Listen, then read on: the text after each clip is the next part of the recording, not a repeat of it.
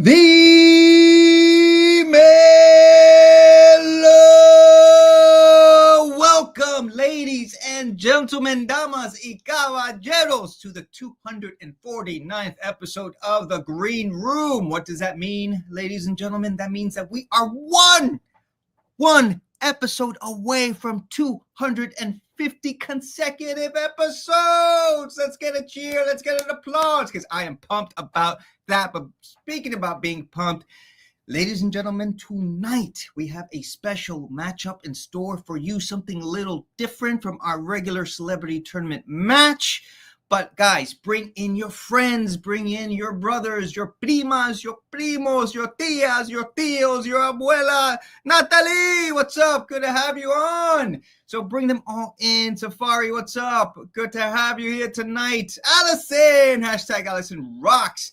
Guys, we have something beautiful in store for you. So as I was saying, bring in your friends, bring in your family. Comment, and comment away. But speaking of tonight, what we have is a little treat, something a little different, because we keep it unpredictable. We keep that uncertainty going. Julio Negro, what's up, buddy? Francis, good to have you.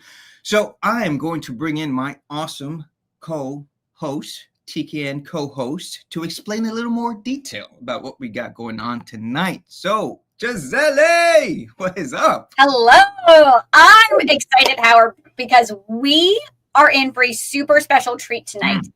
Now, if you've been following along with all things TKN, then you will know that not only do we have the Celebrity Grand Tournament on Saturday evenings every week, that will return on July 18th, because next week, super special 250th episode will be live with your favorite green numbers. Can't tell you more than that. Now you just have to tune in. Gotta tune in.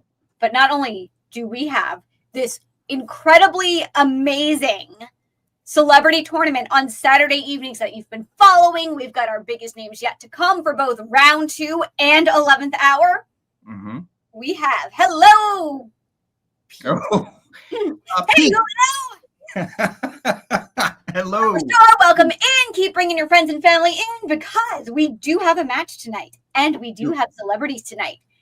We are bringing you a taste out of Wednesday Nights and the Black Box with the Celebrity Team Challenge.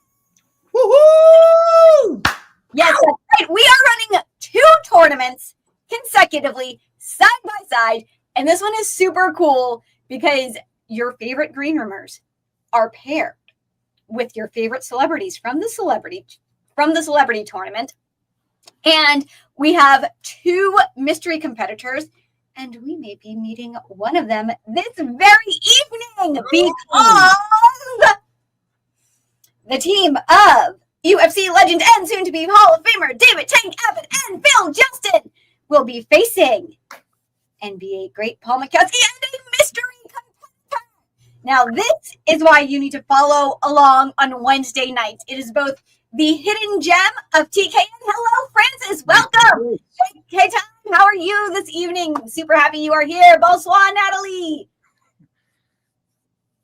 So, the Black Box, Wednesday nights, 8 p.m. This very YouTube channel where you are watching is both the hidden gem of TKN and the Wild West, because you never know what is going to happen, especially when the categories are unknown, especially when the topics are unknown, and especially when you have a teammate who can assist you with your topic. And that is what makes this one so special. Now, everyone here at TKN is super special, but we can't do it without our super special TKN CEO and founder, Bobby Klein. We'll be bringing you all of the rules and guidelines. He will let you know how this celebrity... Thank you for that lovely intro. I just want to say this. Am I the only one of this panel that remember the date, July 5th? Guys and gals and pals, red, white, and blue. Red, white, and blue. I know. I don't look like, I may not look like Old Glory, but guess what, guys and gals and pals? 4th of July weekend. I'm proud. I'm proud that we're here at it's the 249th episode of The Green Room. It's the 249th year of our independence. Next year is the 250th year. That's right, 250 years of this great country. Guys, nice to see you as well. I'm going to zip the lip. You're probably expecting rhymes. No. I'm going to bring in Mr. Paul Mokeski. I'm going to bring in Mr. Phil Justin. I'll bring in Mr. David Tank Abbott. And, of course, our mystery participant. We'll find out. The mystery will be history. Guys and gals and pals, I don't want to hit you with anything corny or sappy, but I guess I will. I just want to let you know that every single one of us in life right now are caught in an inescapable network of mutuality. We are all tied in a single garment of destiny. So whatever affects one directly affects all directly. Don't get pissed off at your neighbors, what I'm saying.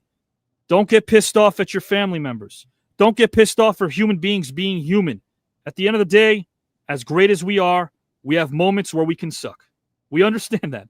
But I want to keep that simple because at the end of the day, I want you to know that under this umbrella, we bring the best out of humanity. And we also give you the best on Saturday nights. We never take nights off. We never take days off. We're proud of that. That's why on 4th of July weekend, as Giselle alluded to, the TKN Celebrity Tournament.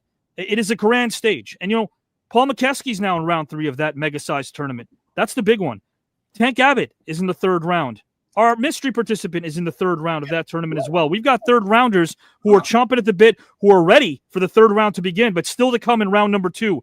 As we're nearing and inching our final lap, Jesse Ventura is awaiting his 2nd round matchup. Jake Roberts is waiting his 2nd round matchup. Nancy Kerrigan is waiting her 2nd round matchup. John Lovett, Sally Jesse Raphael, and guys and gals and pals, a very good man, as you know, is waiting his as well. We've got some of the guy who I call Sweetness in the boxing world. Some of the very power players in their sports are going to be here. But I guarantee you, how do I say this? But I want to be direct, so I will. I'm not here to judge. But if we had any personality that I thought was a prick, they wouldn't be here. I like people who don't hang their hat on their resume. I like people who can understand why the accomplishments they have can only tell part of the story. But let's respect the resume because, gosh almighty, to get to that place, I'll never know what it's like to be able to have to go through what Mr. Abbott did to become a UFC legend and Hall of Famer. I'll never know what Mr. Paul Mokeski and the hours he had to put in to become an NBA great. I'll never know what some of the ring generals who might be backstage had to do to travel the world and pay their dues, have enough money maybe just for gas, even if they're splitting a car rental. I'll never know that. But what I do know is that in the 2nd chapter of these men and women's lives, we're finding out so much more about them. We're finding out what makes them tick. We're finding out how much they've given back and how much they want to give back. But at the end of the day, don't shy away from the fact that this is a tournament. That's fine. Because when you play a pickup basketball game, you shake your partner's hand, you shake your teammate's hand, you kick some butt, and then afterwards, you're pals again. That's what this thing is. If you win this tournament, then you're winning a tournament that stands for something that I consider to be very, very important. A place where strangers leave us friends, a place where we have philosophical fun, a place where we're captivated by conversation, and a place where the suits and ties can even cry. Suits and ties cries. Yes, we have tears from them. Why? Because we are showing them that unlike that studio I used to work for, and very different than the studio I currently work for, you can have a good time, and you don't have to be controversial about it. No need. Guys and gals and pals, thank you for your time. This is the Black Box on Saturday nights. That's right. If you wanted to see what the Black Box Celebrity Team Challenge is all about, every Wednesday, 8 p.m. Eastern Time, tune in to this very channel that you're on. Let everyone know because commenting, liking, and sharing does help us. This is absolutely free, and I guarantee you it's going to stay that way. Guys and gals and pals, what you earn is what you learn. That's why you're here. And remember, tonight and tonight only, the Black Box shows up, all decked out in its Saturday garb.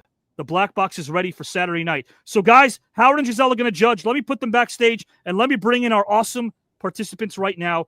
They don't know what the categories are. They're going to find out very soon. Nobody knows what they are, but guess what? This is the Wild West of TKN. The Black Box is the Wild West of TKN, and I like that. What do I mean by that? I mean that when you receive the topics in the Black Box, you're not privy to them about a week or two, like you are in the grandest stage of them all, known as the Celebrity Tournament. You have to be able to think on your feet. So, guys, let's do that. Hello, Samson Miranda. Thanks for joining us. Guys and gals and pals, let's start things off and bring in our first participant. He is a native of Spokane, Washington, who grew up in Canoga Park, California, and attended Crestview Carmelite High School in Encino, where you would hear the fans scream and roar. He was a big UCLA Bruins fan, rooting for legends such as Bill Walton and Lou Alcindor. He used to religiously watch Thursday tape delay games on Friday at midnight, where he would cheer madly for the great John Wooden's teams. But, guys and gals and pals, soon you wouldn't have to take a back seat, because his father, Casimir, who graduated from Gonzaga in 52, was 6'4", while his mom was 6 feet. By the time he was approaching his teens in 7th grade, our participant was also 6 feet as he grew and grew. By 8th grade, he was 6 feet 2. And by senior year in high school, he had topped out at 7 feet years because he played for the city of Brew. He was selected as a high school All-American in 75, where he led the Celts to their finest season. Despite running into Reggie Theos in Inglewood, the team reeled off 17 consecutive victories, and our 7-footer was the primary reason. Crespi finished that season as Sterling, 25-2. A lot of people assumed that he was going to UCLA because of the big man connection there. He decided he wanted to get away from home, and ultimately he would leave and play elsewhere. He took visits, 6 of them, to Washington State, Arizona State, USC, Gonzaga, and Kansas, and also NC State. But all that changed when he visited KU, as it felt natural and great. It felt like the place he needed to be. Call it fate. He played 4 seasons in Lawrence from 75 to 79,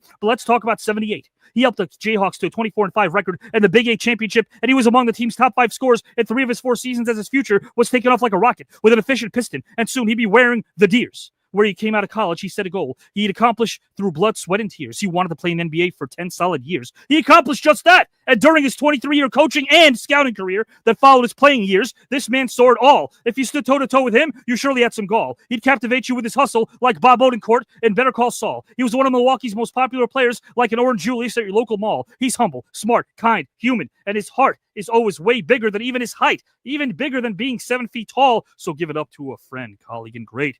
Last name McKesky. First name Paul. Welcome to the Team Challenge Saturday edition. How are you, my friend?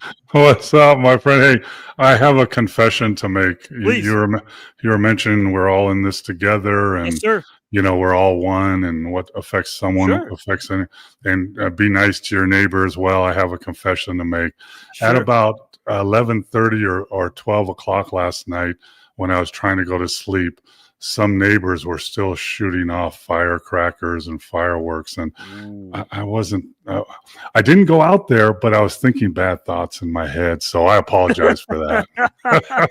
We're talking some like Scorsese early 90s film, Goodfellas bad thoughts. Yeah, exactly. Like they were going to wind up where what was the guy with the afro? Goodfellas? Carbone. Yeah. Carbone in the ice. They end up in the desert too. Yeah, in the desert also. I'm in Vegas. They end up in the desert.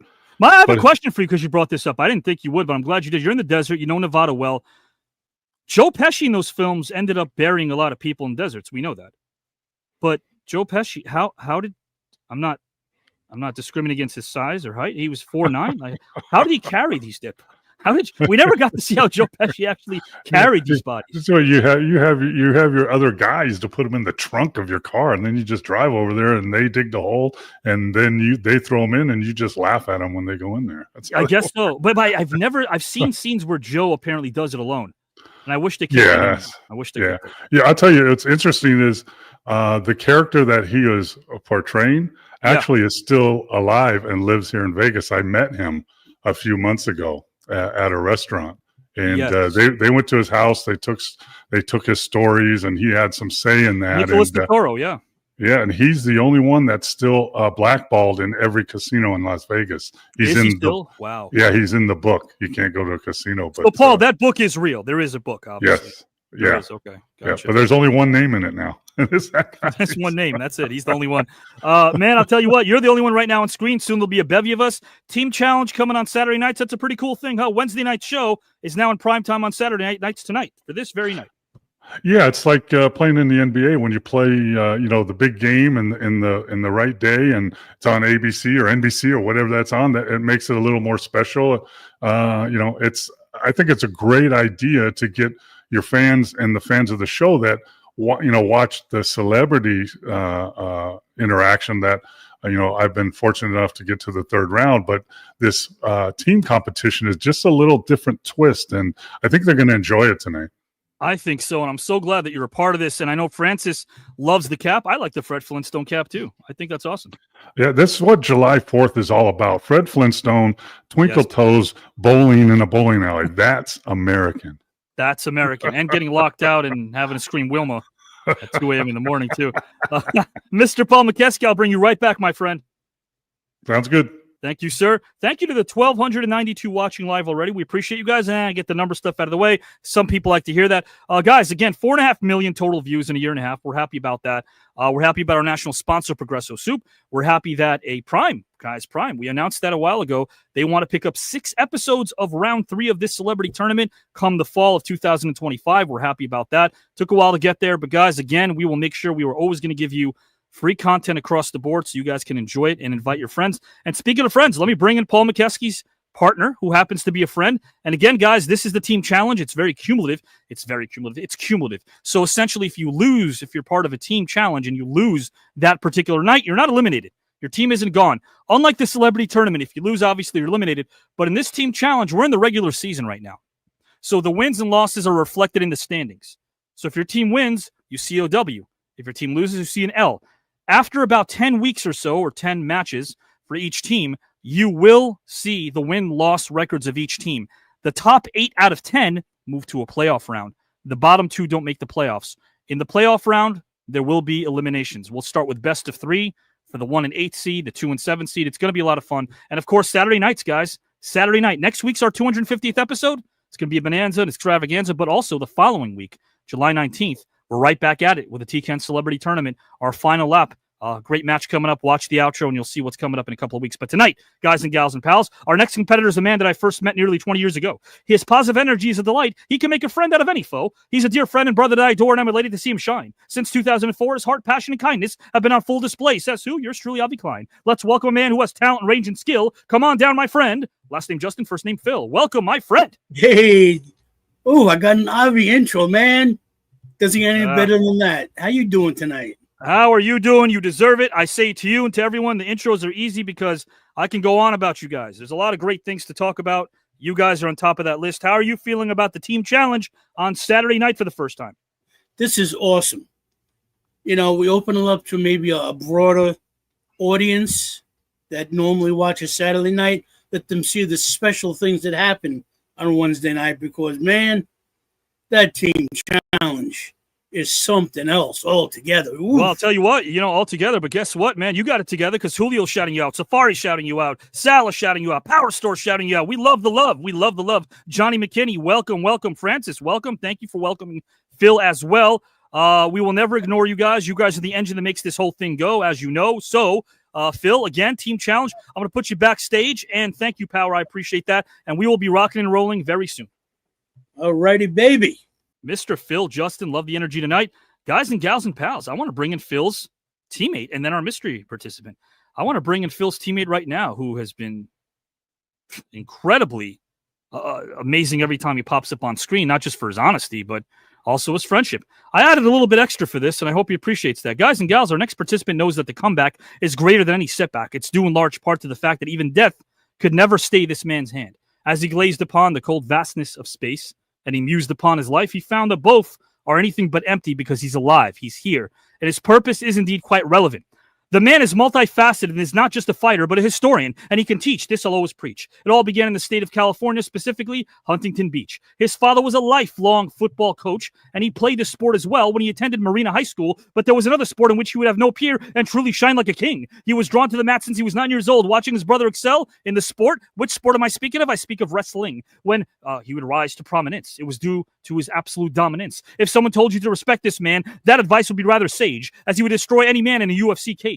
And he did it with precision rather than all adulterated rage. He took out his opponents like Dick Tracy, getting rid of the crooks. But the man has many sides. He even authored 3 amazing books. He continued wrestling in college, where he was one of the best and an NJCAA All-America in that sport. As many would find out, his determination and pride were absolute. He was a man that you could not thwart, because if you did, your body he would contort, as you might wind up in pieces while they would transport you from the MMA ring to the airport. He attended California State University, Long Beach, where he graduated with a degree in history, something that speaks to me, as teaching that subject is as rewarding as honey to a bunch of zealous bees. In the bars, he would always deck those that didn't bring it correct, as because they would choose to bully others, which is something he would never ignore or neglect. One day he was reading a magazine at a store, and his attention was piqued when there was a little new attraction called the UFC. He applied to UFC 6, and as undefeated street fighter who could bench 600 pounds, he knocked out 4 men in his last brawl. It's safe to say that he more than qualified. There's plenty of video footage to indicate that his opponents were looking for some place to hide. But in the ring with him, there was no escape. Heck, they applied, and they all go down for a story as classic as Bonnie and Clyde. July 6, 1995. Look at that. Tomorrow, guys. 30 years tomorrow, the world became privy to a man that was there for the crown. He ran over the 400-pound Hawaiian fighter in 18 seconds as the poor guy went down. Next up was round 2 that night, where he further solidified his reputation by defeating Paul V with a ground and pound attack along with knee strikes, as yet another opponent sat there in bewilderment, wondering who turned out the damn lights. What an honest time for the UFC this was back then, guys and gals and pals. There were no judges, no time limits, and the tougher guy got the win and walked out. He made it to the finals, and after facing him, the eventual champ couldn't even stand. The audience gave him a hand, as they loved him for his authenticity and heart, because his talent was quite grand. UFC 7 was next, where he had an easy win over Steve Genumin, the first round with a neck crank. Next up was the legendary Dan Severn, but even Dan had trouble taking down this tank. If you want a brief summary, why not? He's a 2-time UFC tournament runner-up, a 3-time UFC semifinalist, a UFC heavyweight champion contender. He holds the record for most UFC tournaments competed and won the viewer's choice way before there was a thing called social media trends. Because even in 1997, you want to know how vast and you want to know how diverse he is? He starred in an episode of Friends. Both the WWE and WCW took notice of this massive talent, but in the end, Bischoff and WCW tried to sign him. Pro wrestling fans, guys and gals, once they did sign him, saw this man, and they had their first glance, as he was one of the top guys taking it to Goldberg, the Steiners, Sid, and hell, we found out he could even dance. He was featured in one of their video games, and even after that run, continued to knock people out. Many would talk the walk, but could do nothing better in his presence than sit and pout. His resiliency and courage needs to be addressed, as he died 5 times on an operating table and had 6 strokes. For many, that would have been the end. Not for him, thankfully, as I consider him a good friend. 107 days in the ICU, and amid this turmoil, it is what he did that would raise many an eyelid, because he fought and survived the hardest fight of his life. So stand up and welcome a man people know as a tank from Jersey to Madrid, a legendary, kind, humble human being. Last name Abbott, first name David. Welcome, my friend, to the Team Challenge Saturday edition. Thank you, Audie. Awesome job as usual. Man, you just put it out there. It's an excellent job. Thank you. I have fun with you, man. I love having a lot of fun with you. Tank, it's kind of what it's all about, man, in life is, we get to that point, right? We worked our butts off. It's good to have a good time, isn't it? Absolutely. It's the meaning in life. Have fun while you're here.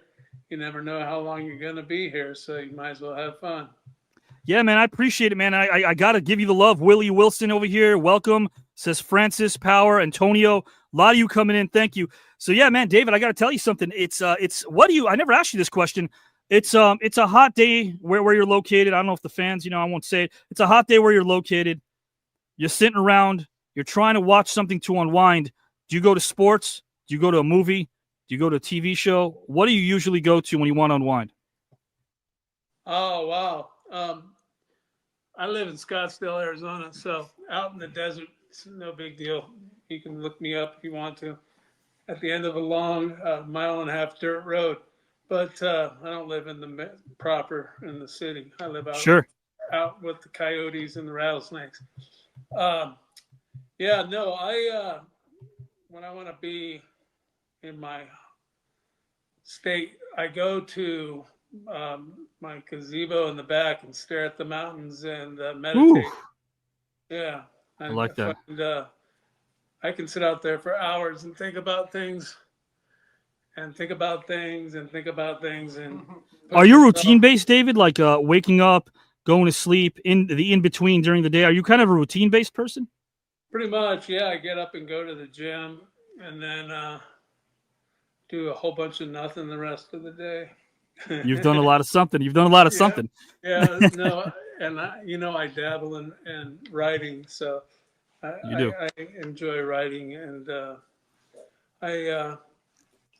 as I say, I meditate when I'm out in the mountains and check things out, and then I try to put together a little bit of a story. I love it. I find fun in it, so that's all. I got to ask you as a fellow writer, because your books are incredible. And guys, the link's coming up soon. You can get them on Amazon. Really, it's a trilogy.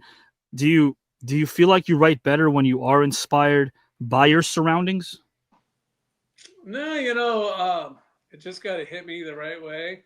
And there's it's multifaceted in many Sure. different levels, and I find the fun in that. And it's not always what you read is not what you mean. So That's true. you have to scratch your head and go, wow, what's he talking about here? And anyway, so I'm off to a new adventure, and I've gotten through the first draft of a screenplay, and I've gotten into halfway to, I'm at the midpoint on my second draft of it, and it's fun. Who cares? I can't wait to It's jump in not with like- you after round 2 about that, man. I really can't wait. It's not like Moby Dick or anything like that, but it's just. No, don't sell yourself short. I love your. I'm not talking about the screenplay. I'm talking about my book and stuff like that. It's Yeah. just the fact that I've actually sold some is amazing to me. So No, but also no ghostwriter. No ghostwriter. no ghostwriter. I wrote every. That's right. I have written every sentence of the 900 plus page novel. You're a great writer, and it's so funny because we have Mr. Paul Mokeski here.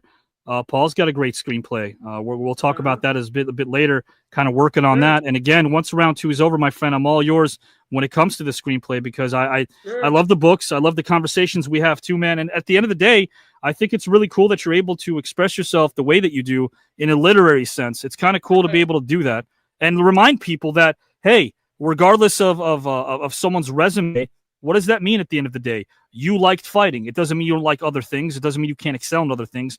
You're a former, history buff as well and teacher. I respect that. Are you kind of digging the celebrity tournament and the team challenge, my friend? Oh, absolutely. It's totally, it's fun. It's intellectually stimulating, and it gives you a chance to look at things in your perspective and give your thoughts on things. Which 100%. aren't always the same as everybody else's, but that's why we're here.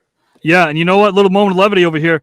Hey, guys and gals and pals, this guy over here in the back, did you really, in the second to last team challenge we had on Wednesdays, did you really try to go toe-to-toe with Tank Abbott when it came to the topic of UFC, Howard Collado? Really?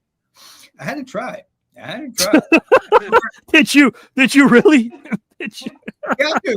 You got to. I knew I was going to get demolished, but it's the fight. It's the desire for the fight that you're going to go. The passion. Yeah, I love it, man. Mr. Abbott and Mr. Howard Collado, I'll put you guys in the back. I'll bring in our Mr. Participant, and we'll be off to the races.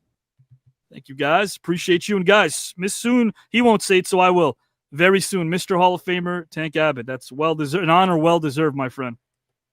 Yes, it's not the major ones, but it's a Hall of Fame nonetheless. So, yeah, it's coming up real soon, so it should be a good time. Congrats, my friend. Nice to be recognized. 100%. For what you do, and sometimes ego and agendas and everything else get in the way. Politics basically get in the way. That's true. Of your true accomplishments, and it's nice to be thought of and taken care of that way. Yeah, and I'll say publicly, man, you are a new network first ballot Hall of Famer anytime, my friend. Appreciate you a ton. I'm going to put you backstage and bring in our mystery participant, Mr. Tank Abbott, guys and gals, Mr. Paul Mokeski, Phil Justin, Howard Giselle in the house. Guys and gals and pals, so let me bring in our mystery participant. No rhymes. Why are there no rhymes? Because this man has a message. This man is also going to be teaming with Paul Mokeski tonight, guys. So who is the mystery? I said it'll be history, and it will. So, guys, no special intro because he has a message he wants to get out right now, which we will. And then I'm sure he's ready for the festivities. He's ready to tag up with Mr. Paul Mokeski. And you know what, guys and gals? You're probably going to be wondering, what does this mean? What does this mean? Is this a person that's already in the team challenge? Is this a tournament that's not? We'll get into the specifics later. But first, guys and gals and pals, welcome our mystery participant tonight. We just saw him. Mr. Jacques Rougeau, welcome, my friend. Hey, Abby, how you doing? How are you? Just amazing. Thank you very much. And I just want to say I was listening to Tank talk and Paul. It's just amazing, Howard and then Phil and Giselle, and this is such an amazing tournament because it's Thank you. we're allowed to express ourselves and Sure. But the funniest thing, Avi, is Wednesday night was one of my greatest nights. It was What a night. What a night it was Wednesday night. I mean, I had a hard time going to sleep. I have to ask you a question before this message that you're going to give. I can't wait to hear it. But music's a big part of your life, I'm assuming. I love music. It always has been, and then we'll get into that later as the competition goes. But, it's a big place in my heart. But what I also want to say and share with you guys is this show means so much to everybody and to me. You're not going to believe this, but when you asked me to be the special guest tonight, a replacement, my heart started beating, and I was thinking about it all day long. All day long I've been thinking about it. This is really something that is exciting because you're putting your neck out there. You could look really good. Like Wednesday night, I got lucky, and you could look really silly. So it's like your reputation and your integrity and everything is on the line, whether you like it or not. And but anyway, I'll let this say, Avi, I asked you a favor tonight, and you gave it to me. You granted it to me. Sure. I have a message that I want to send to someone special. We all have people that are special in our lives that touch us in a certain way. This person touched me in a special way, and he's listening right now, and his whole family is listening right now. So I want to thank you for letting me put this message. And this message, Avi, I was inspired by Giselle with her topic of poetry last Wednesday. She really inspired me, Giselle. I love Giselle. So it may not sound as good as you or Giselle, but let me get into my little something here that I want to share with that special person. I want to dedicate this rhyme to a person that is so fine. If you are down, he will pick you off the ground. He will never let you forget who you are. Always there for others, almost like it never bothers. Where people see negativity, he will bring positivity. Sincerely, he should be called Mr. Creativity. He is one of the finest human beings that I believe this world has ever seen. So let me say out loud, your father is so proud. You are making this world better, far and between and all over. Without further ado, let us say thank you for all you do. He has a brilliant mind. Guys like this are hard to find. So sit back and recline and appreciate this time. C'est la vie, fier d'être notre ami. Last name Klein, first name Avi. And for the end, thank you for being our friend. Oh my God. Oh my God. You I got you. Huh? You got me. You got me. Oh my God. As they say in pro wrestling, that's what a great rib. It comes to you, Avi. This comes to you from the whole planet. This comes to you. You gotta start being a giver, and you gotta take a little bit. Oh no, man! Thank you. I've been thinking about this all day, and I've been waiting for this moment all day. You were describing yourself, my friend, in my point of view. No, don't. Oh my gosh! Don't put it on me, man. This is all. Thank you, man. That means a lot. This is thank all you on so sincerely. I'm touched and moved. And by the way, that's a great poem. And thank you so much. And by the way, Giselle, take your roses. Inspiring Jacques. Thank you. I mean, yeah. No, Jacques, très bien, Jacques. That was lovely and beautiful. Natalie was watching me write this today, and she was saying, "I can't wait to see Abby's face. I can't wait to see Abby's face." Because I'm turning about as red as my microphone and my blazer now. But, you're always so generous. You're always so generous to everybody, and you always make us feel so great. And you bring our self-esteem up. You make everybody good. You make everybody look good. And now it's your time. Take this time. Is it okay if I tell the audience? I was asking Jacques. I'm like, who is this person that you want to send a message to? And Jacques, with a straight face, is like, you don't know him. You don't know him. Thank you so much, my friend. It means the world to me. And you know what? Saturday nights, guys and gals, this is what you bring, Jacques. You make people happy. Let's bring in Mr. Phil Justin. Let's bring in Mr. Paul Mokeski, Mr. David Tank Abbott. I want everyone to know this now. I'm going to embarrass you a little bit. Jacques, when he does his signings, first time, and you're in the Mountie gear, and I think you always stand up and call them over. Hey, guys, come over here to the fans. And that's so welcoming.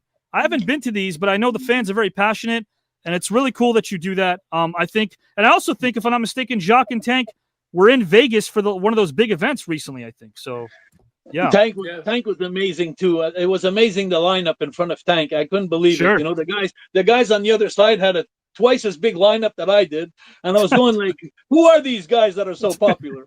You know, and so I asked around, and then finally it's too bad because I was too shy to go see you, Tank. I wanted to go get a picture with you. I should have done it. I should have done it. Well, I was with a group of icons, so I won't take that whole pleasure by myself. But yeah, man, WrestleCon was a good time. It was 100%. And you know what, guys? Again, Mr. Paul Mokeski, I want to say this again for you, my friend. What you've done in these couple of months that I've gotten to know you, I already feel like I've known you for my whole life.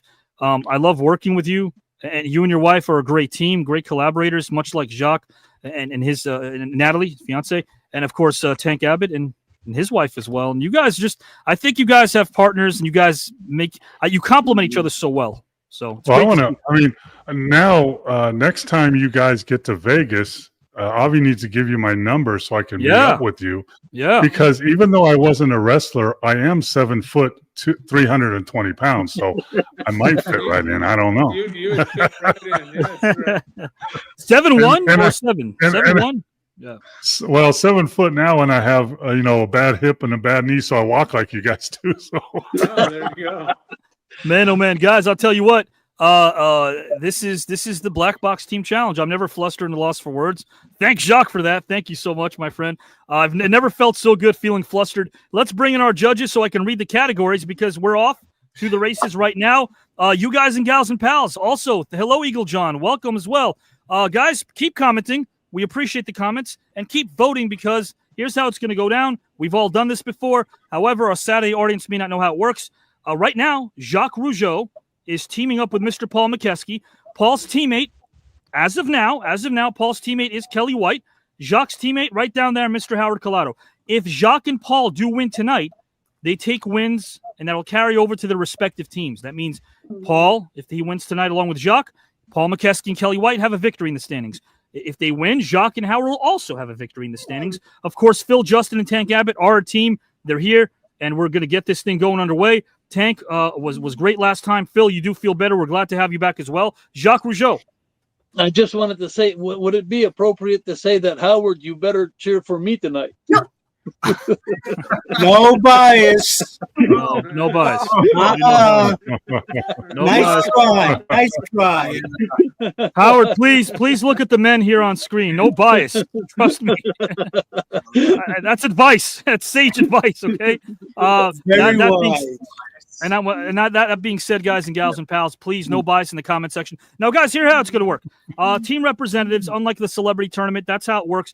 If Jacques Rougeau has a category, he will be provided a topic. Once he delves into the topic, it's optional for his teammate tonight, Paul Mokeski, to tag in once Jacques is finished. If Paul tags in and wants to delve into Jacques' topic, automatic 2 points. Automatic 2 points will be allotted by our judges. We'll be typing everything. If Paul chooses to not do that, he doesn't have to, then, of course, it'll stand as is. The opposition can do that as well. The opposition could also either take a different point of view, or if they want to rebut or give their point of view, they can once Jacques is finished with his topic.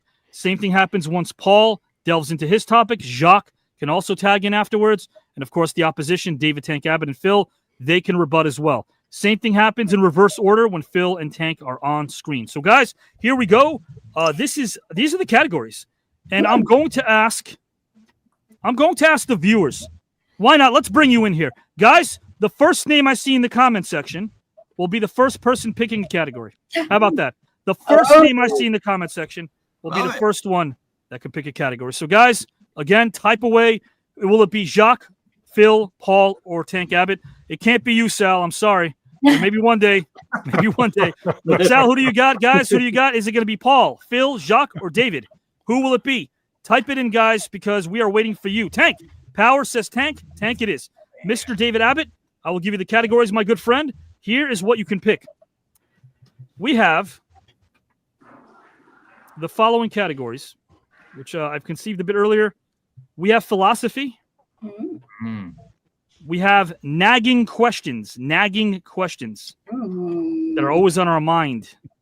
We have Guess That Song 70s Style. Guess That Song 70s Style. We've got NBA. We've got Tell Me a Story, which is on improvisation. Tell Me a Story. Or we've got Retirement. And I'll repeat them again for Mr. Abbott and for everybody as well. Philosophy. Nagging Questions. Guess That Song 70s Edition. NBA. Tell Me a Story or Retirement. Wow. Mr. Abbott, whenever you are ready, whichever category. I gotta pick one of those. Yes, sir. And again, we have Philosophy, Nagging Questions. Guess That Song 70s Edition. NBA, Tell Me a Story or Retirement. Huh. Let's see here. Let's get crazy and say philosophy. Philosophy. I love that. right, You brought brother. that up last time. You brought that up. Philosophy. Let me type that over here. Guys, here's the same thing we're going to do. Next comment I see should have the name Phil, Jacques, or Paul. Okay? Let me just type this in here. Philosophy. It is. Okay. Let's go to the comment section. I do see Phil. Connie Gregory picked Phil. Phil Justin, my friend, do you want me to read the categories again? Yeah, give it to me again. All right. We have Nagging Questions, Guess That Song 70s Edition, NBA, Tell Me a Story or Retirement. I'm going to surprise you a little bit. Tell me a story. Tell me a story. Improvisation. Okay, very good. Yeah. Phil, a great storyteller. No problem. Guys, again, let's keep this thing going. Just type a name. It's either Jacques or Paul right now.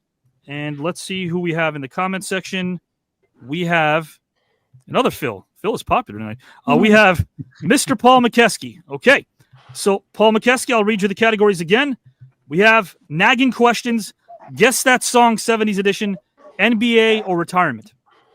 Well, the low-hanging fruit is NBA, but I don't do low-hanging fruit. I'm tall. I reach for the high-hanging fruit. Yes, sir. And I'm going to pick retirement.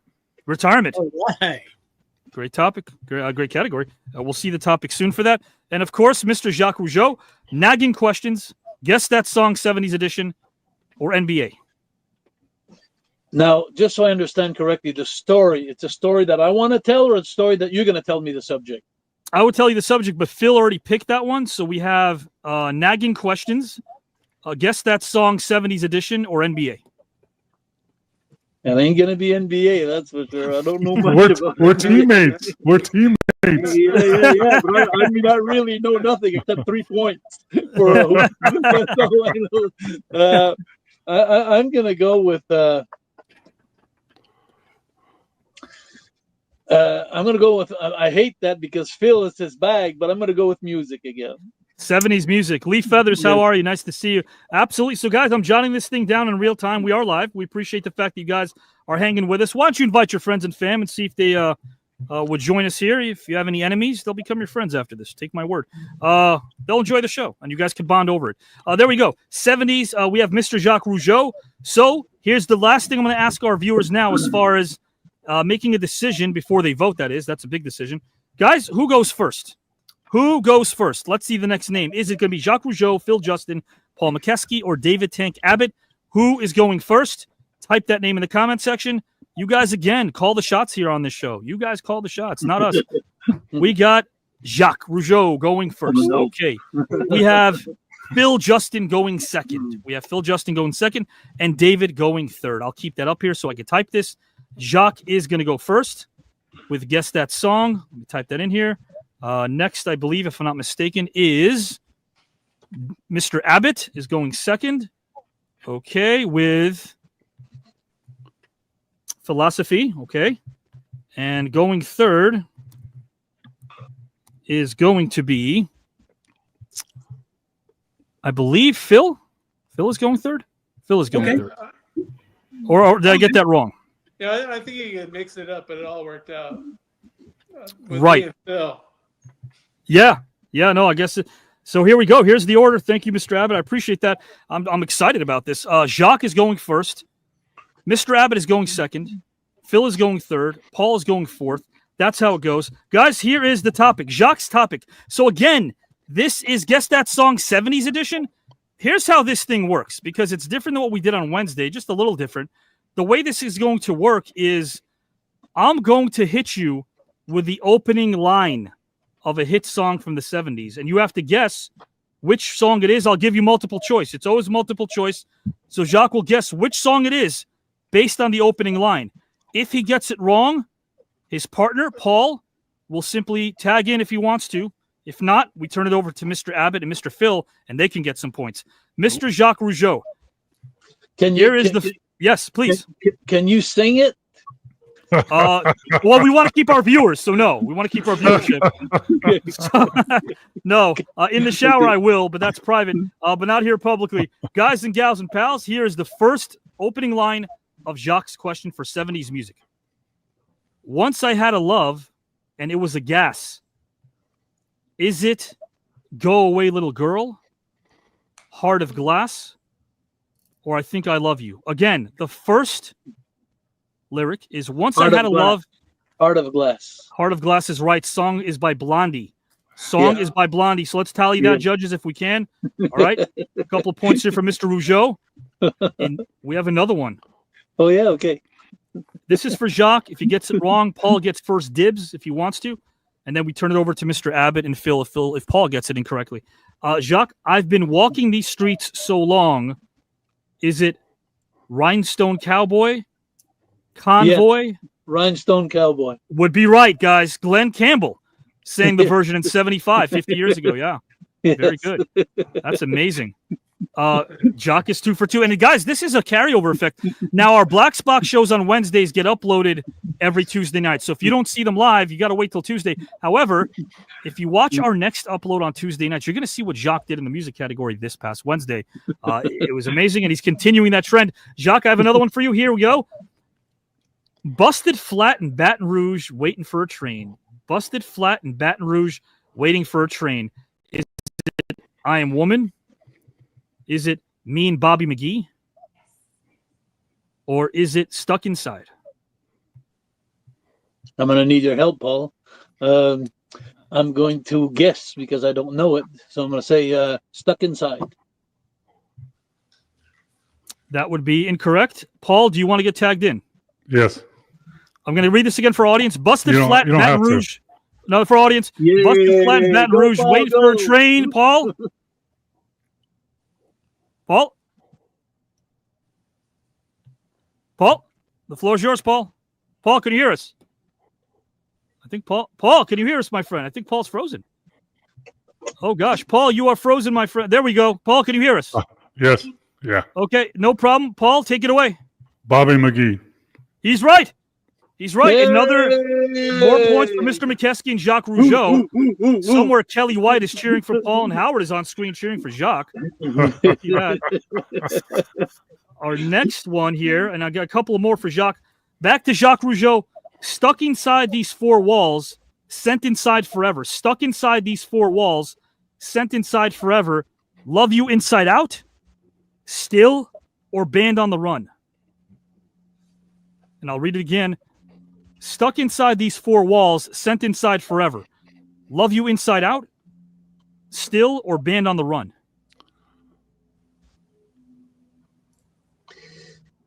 I'm going to go with still. Would be incorrect. Mr. McKesky, do you want to tag in? Paul? Paul, I don't know if Paul could hear us. I think Paul might be a bit frozen here. Give him a second. Give him a second. He'll let him breathe. I will. Absolutely. Paul, can you hear us, my friend? Paul? Mr. McKesky, if you want to refresh, I think that might work, if you can hear me at all. All right, guys, I'm going to have to turn it over to Phil or Mr. Abbott. Phil has got his index finger up. Phil? Is that me on my end or you on your end? Go ahead, Paul. Go ahead, Paul. The floor is yours. Paul, you may want to refresh if you hear us. It's okay. Things happen. We're live. No problem. There we go. We'll refresh. Guys, we'll give Paul about 3 seconds. We'll read your comments. If not, Phil will take it away.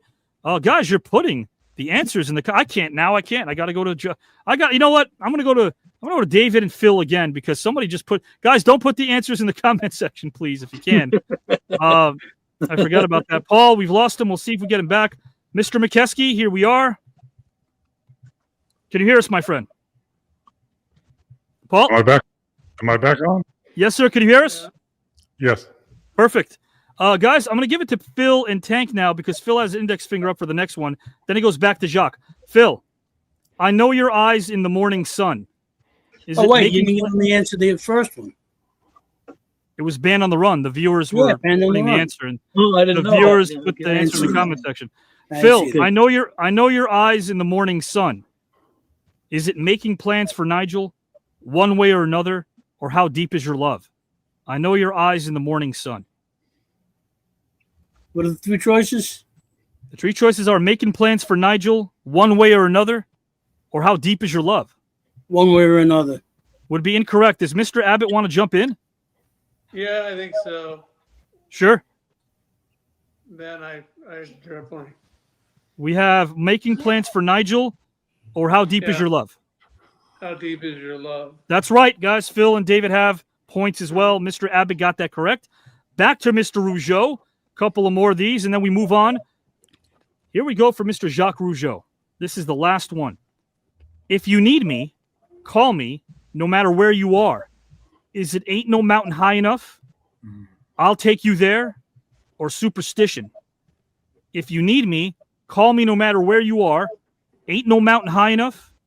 I'll take you there, or superstition?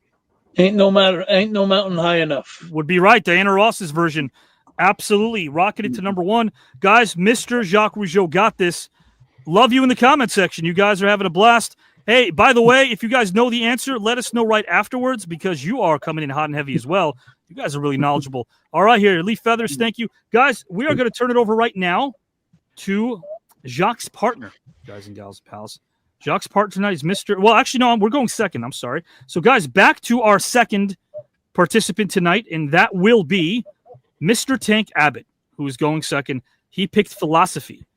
So probably some of you are thinking, how can you rebut philosophy? Maybe you can't, but you can offer a different point of view. So again, Phil can do that if he chooses to do so once Mr. Abbott is done. And then Jacques and Paul can give their perspective as well if they'd like to.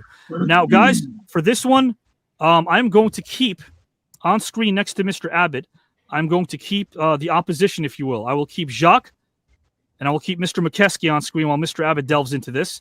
The rest of us will go backstage. So here's the topic I have for you. Once I read it out loud, everyone will go back for a couple of minutes so you can just process your thoughts. Why not? David, if you had to grade humanity at large for its performance over the last century, what grade would you give humanity and why? From A, B, C, D, or F. If you had to grade humanity as a whole for its performance over the last century, what grade would you give humanity and why over the last 100 years? Everyone's going to go backstage, guys. Mr. Abbott as well. Our judges will stay on here. Mr. Phil Justin, Mr. Abbott, Mr. Rougeau, and Mr. Mokeski will go backstage. Guys, this is the philosophy question for Mr. Abbott. We're not going to talk about that now because, again, we're going to discuss the last category, and that's how we always do. We don't want to provide any insight into the topic until our participants are ready to go. What do you guys think of it? Let us know. And what did you guys think of that last topic? Because Jacques Rougeau, I mean, dare he ever pick a music category? You guys are in trouble. I mean, not Howard, because you must be beaming, Howard. I would be lying if I said I wasn't. I was. Oh my gosh. I mean, man, but we had those moments of tension because Paul, I think a lot of times knew the answer and he wanted to, but I know it happens and we have issues. But I'm excited. What are your thoughts there, Giselle? Yeah, it seems like if there's a full-on music night, Howard and Jacques may be the ones to beat. But as we've seen with the Celebrity Team Challenge, you never know how the topics are going to play out. So it could seem like the category is in your wheelhouse, and then you hear the topic, and it might be a piece of music history that you aren't aware of. It might be a decade you're not as well versed in. It might have to do with music labels as opposed to recording artists. What about this, though, Giselle? Because you're right about everything you're saying. Thank you, Julio, as well. Appreciate that. Last topic was fantastic. Jacques came out swinging. Absolutely. Man on the run. Julio's giving humanity a D+. Yeah, let's see. And let us know why if you want to in the comment section. Now, what about this, though? As a strategy, does somebody grab the music topic if they're facing Jacques in the team challenge first? Does somebody want to grab that? Now, that may backfire. They may not really be knowledgeable in that area as well. But Jacques Rougeau is hitting home runs with music. That's all I'm saying. I mean, we did different types of trivia. Home run across the board, right? So let me ask you this, Howard. If you were the opposition, music, would you grab that topic so it wouldn't be in the masterful hands of Mr. Rougeau? You see, here I would, and it's because of something Giselle mentioned. You don't create topics that are just kind of surfacey. You twist them on the head and you broaden them so you don't have to necessarily know a whole genre of music to answer a lot of your topics. So I think I would, because the way you phrase the questions opens it up to a lot of interpretation. So that's, kudos on you. And hey, 250th episode, Julio, your wish will be Howard's command. He will sing Ain't No Mountain High Enough. There you go. Howard can sing that next week. All right. Hey, live, right? I'll work on it. Another reason to tune in next week. Guys, Mr. Abbott, Mr. Rougeau, Mr. McKesky, they can all take a stab at this topic if they want to. Mr. Phil Justin, of course. Mr. Abbott will go first. I'll bring him in right now. Mr. Collado, I'm going to put you backstage, and Giselle backstage as well. And guys, remember, when you're voting, it's a good thing. It means someone resonated with you, so that's a positive thing. Who resonated with you? Let us know afterwards. Now, you're not going to vote, guys and gals and pals, until the entire panel has already gone up, whoever chooses to do so. Hello, Killer Purple Giraffes. Nice to see you as well. Thank you for joining us. Appreciate that. Classy times as well. Sal, I think I know that one. Did Stallone sing that? Hey, yo, hey, yeah. That's a Stallone song. Guys and gals, Stallone's the man. Hey, nothing wrong with that. Guys, let's bring in Mr. David Tank Abbott right now. I will set up the question, good sir. I will bring in the opposition, which is Jacques Rougeau and Mr. Paul Mokeski. They'll be on screen while David is also delving into this. I will read this out. Ain't no mountain high, we're still on that. It's a classic. Ain't no valley low. Oh, sorry.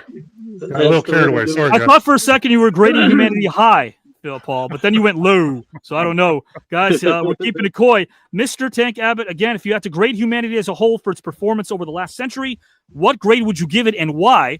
Be as in-depth as you'd like, my friend. Guys, the floor belongs to Mr. Abbott. Wow, let's see here.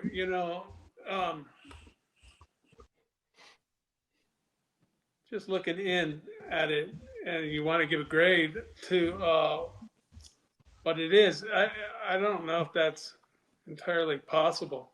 First and foremost, I mean, depends on your point of view of how you see things and your philosophies. And so to sit there and say, that things have gone the way that they should have, maybe that's for you. That's like a personal thing. Or they've gone bad for whatever, and it deserves a bad grade. So as far as philosophy, I mean, life is life, and the way you're living it is just pretty straight up. And so I would give it a C, only because everything just goes as far, according to me, goes the way it's supposed to go along. It's happening.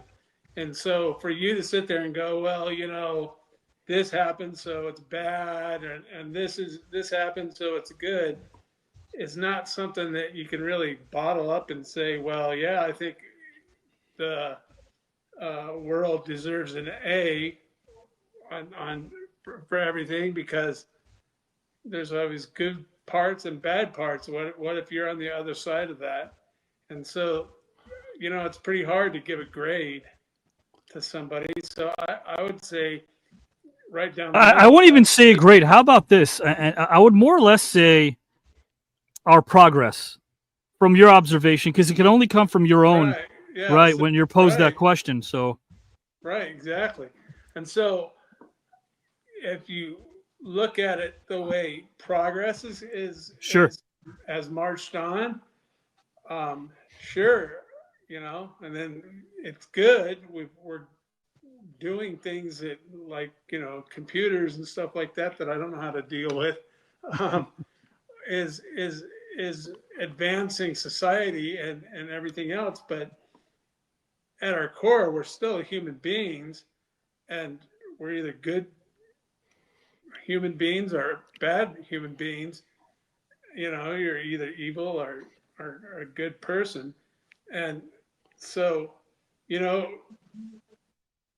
yeah, but you know, it's philosophy. It's not really inventions and things to do and how you treat people and where you are in this world. It's you are just part of it. And so that's why I say I would give it a C. I mean, but you Sure. know, yeah, we've done unbelievable advancements in society and everything else, but I mean, have our morals changed that much? And we weren't really around for all of that, you know, back in the day Right. to comment on it. You know, like you got the atrocities of World War II, Sure. and look what's going on with Israel and Palestine and all that kind of stuff. It's still going on, and it's like, so can't really give it a grade. Like, yeah, we're always supposed to all come together into some kumbaya,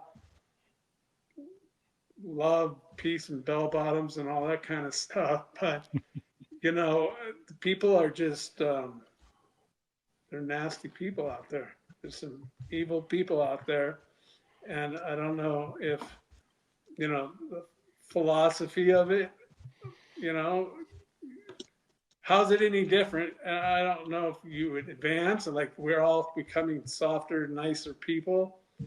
We're still human beings, and there's some bad people out there. So I just give it a C. You know, we're just being human beings, and we're moving along. Yeah, and how much of the unknown, as it pertains to our good neighbors in life, how much of the unknown reveals itself about us? Meaning only we know who we really are, Right. because we have our own soliloquies that we tell ourselves every day that people aren't privy to. And therefore, the only people that can gauge humanity as a whole is the individual, like you brought up. Right. And I can see where you were going with that. Julio says, do you think some things in society, like technology, is moving too rapidly, or are we behind and need to pick up the pace? Question from Julio there. Good question, Julio. Well, that's a big thing of the AI situation. Everybody's afraid of that and where it could go and what can come of that. And then, is it too much? You know, it's like the genie in the bottle. Don't open it up because you don't know what you're going to get. And but then again, why not? You know, why not be able, self-assured as a society that you can handle that, not get in the wrong hands. And then, Sure. And then you go back to the whole thing about philosophy: is things good or bad? And then you're worried about it getting in bad hands and the wrong people.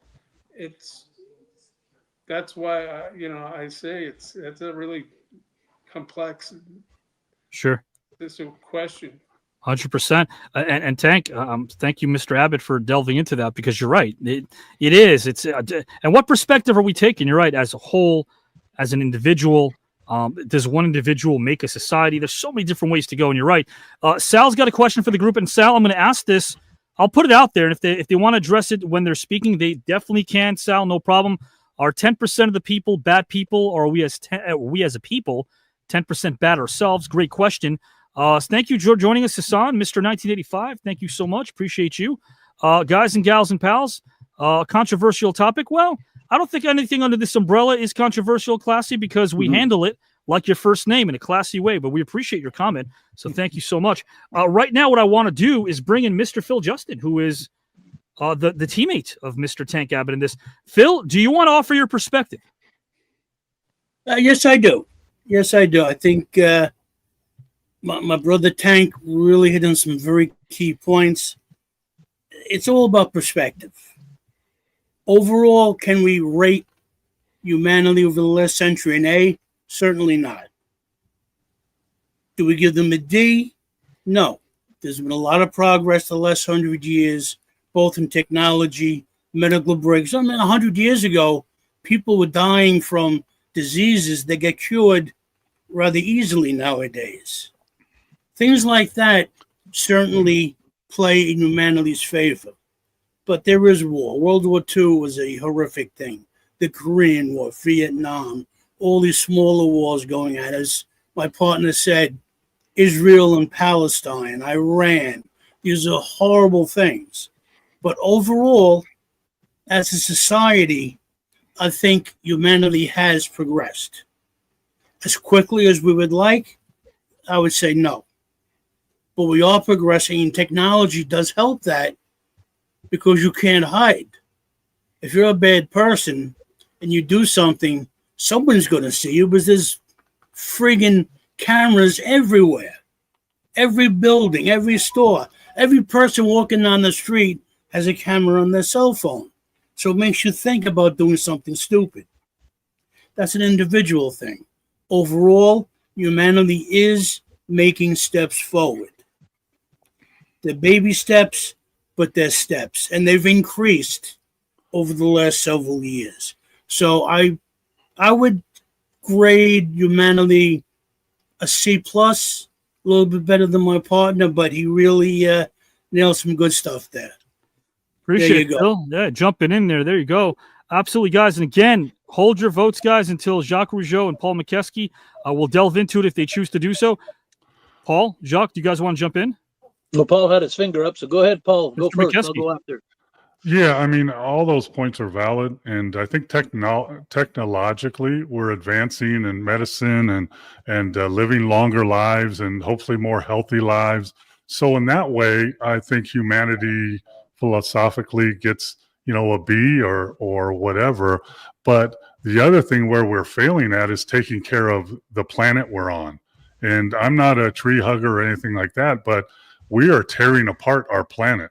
I mean, little by little, our planet is going to be uninhabitable for our great-great-grandkids probably. So I think we get an F in that. But in the long run, over the last 100 years, in my opinion, I think we haven't made much progress philosophically. And the point that I'm making is I think we still have the 1% high class, we have the middle class, and we have the lower class, no matter where you go. And I think that's been consistent throughout this 100 years, that there's still that separation. And I don't think we're making any progress in bringing that all together. I think we're actually getting more separated. And it's kind of scary. I'll just throw a little story out. Years ago when I was coaching with the Dallas Mavericks, we went and we played a game in Mexico City. And Eduardo Nájera is one of the best basketball players that have come from Mexico. He was playing for us in Dallas. And, we went to some mansion of some guy, and it was just a mansion. But when driving there on the bus, it was just slums and just horrible. And we asked Eddie, you're like Michael Jordan here. Why don't you move your family here? He says, I would never move my family here because there's the high ups and then there's the low, and it's not changing. So in that essence, I would give us a C as average of making that gap a little shorter. Absolutely, yeah. And Eduardo Nájera, he played for the Mavericks right when they were coming back up. They had missed the playoffs for 11 years. Then they made an 0-1, and he was such a vital part of the bench as a 6th, 7th man. What a hustle player, Paul, right? Very, very much so. Yeah, he was a guy. He was 6'6", really strong, but he would guard a guard, and then he would guard Shaquille O'Neal. Right. That's right. And he didn't care. Nobody scared him, and he would. Just tough as nails, wasn't he? Tough as nails. Yeah, and he made a great career of himself, and he's moved on. But when he said that to a bus full of NBA players who take Michael Jordan as, you could go. If I could go to a country and live like Michael Jordan, I might go there. But he said, no, absolutely not. And that kind of stuck with me. Wow, that is incredible. And again, how we're able to interweave these moments from our memories into this very topic is almost seamless. And we thank Paul Mokeski, Jacques Rougeau, David Tank Abbott, Phil Justin, Howard, Giselle, all here, and you guys as well. Thank you for inviting us to your living room. I'm going to ask Mr. Jacques Rougeau if you'd like to jump in. I definitely will. Floor is yours. I'm jumping over the top rope. I'm going to be the devil's advocate here. because hopefully I understood the question correctly. So I'm going to make it short because I like ABC answers. I like when there's 3 answers. I look smart once in a while. But so here's what I'm going to say. I'm going to grade. Unlike these guys that are like in the middle and they good explanations, I like it. It kind of made me wonder, am I on the right track here? But anyway, you guys can let me know. But I'm going to grade society. Kindness. How our kids today are so impolite. They have like no respect. I don't know. In French, it's even worse because in French, we have 2 words to say you. Like when you talk to someone that's older, it's vous. And when you speak to somebody ordinary, it's you. But when you talk to your parents or grandparents, we have this thing in French that the kids have lost all respect for teachers, for school teachers, for everywhere they go. So I'm going to grade the respect for the kids and society as a E, because it's really bad. I think it's really bad as far as being polite. I'm going to put that in that same category, a big E. I think people are not polite anymore. They're missing a lot of opening doors, of being kind to an older person crossing the road. Or I think society is all me, myself, and I now in our society. So I'm going to give that an E also. You're not going to like my report here, my bold, but anyway. And then I'm going to go with technology. Technology, like these gentlemen here, I think the same way. One of my favorite lines in society now is today somebody asked me to use my phone to pay something, or technology, I'm a dinosaur. It's like, I can't follow nothing with what's going on in society today. I'm horrible. I always ask my girlfriend to fix things for me on internet and everything because I'm really bad. So I'll give a big A for technology. I think that's good. That's a positive thing. I'm also going to go back to my E's with being sociable. People today are walking with their heads down on their phones. What happens to the people on the street that you'd cross and you just say, how you doing? How you doing? Or just a simple hello or a simple eye contact with somebody. It does not exist anymore. Someone's on their phone. They're in their own little bubble. They're in the world. So I think that society is getting worse and worse in that point of view. So I'm giving it an E. And the last E I have that I had on my bullet, then my card here. How do you say it? My report card. That's what the word I'm looking for in English. Is the kids are not doing sports anymore. They're all with their thumbs at home. They're all playing Nintendo and all these games, and they're sitting doing nothing. You see those nice, beautiful parks in the cities, like soccer parks, baseball parks. You rarely see kids playing baseball today, or just going on the court. You'll see a couple, even basketball. You'll go by a basketball court here, and you're lucky if you see one guy or two kids in the whole day, and go for so. Thank God they had a little bit of innovation in the last few years. In my town, they have skate parks now where you could see a couple of kids, but they're not a lot. The kids are more now on laptops. They're more on computers. They're so as far as sports goes, I'm a guy like Tank and like Paul probably and Phil. I don't know, but I get up in the morning. I go to the gym. And I think that my body is the most important thing of the day. And when I get up in the morning, because my body makes me go through everything in life, my health and everything. And I think today I see the kids, how they eat and how they don't do sports. So I'm going to have to give them an E also for our progress in there. So I hope that my message is okay. It's not too blunt or. Sure. No, I like how you broke that down. I really do. And also you're teaching us about, culturally speaking, we sometimes forget there's a whole big wide world out there. And it seems like we can get the wrong view about the right side of humanity sometimes. And I love the way you guys all were able to relate to our audience, because I could see the comment section, and I think there's a lot of people that feel the same way, and I'm glad you guys are able to channel that. That being said, let's bring in our judges right now, Mr. Howard Collado, I'm sorry, I forgot his nickname tonight, Mr. No Bias Collado, and of course, Giselle as well. See who they vote for and why. Guys, we heard everyone's perspective here. Let's get some of yours. Howard, take it away, my friend. Who you vote for and why?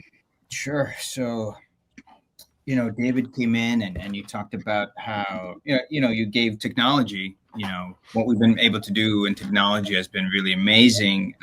But, you really stress the fact that morally, right, there's still evil people out there. And, and then, Phil, you came in and kind of gave a bit more examples of what David was talking about.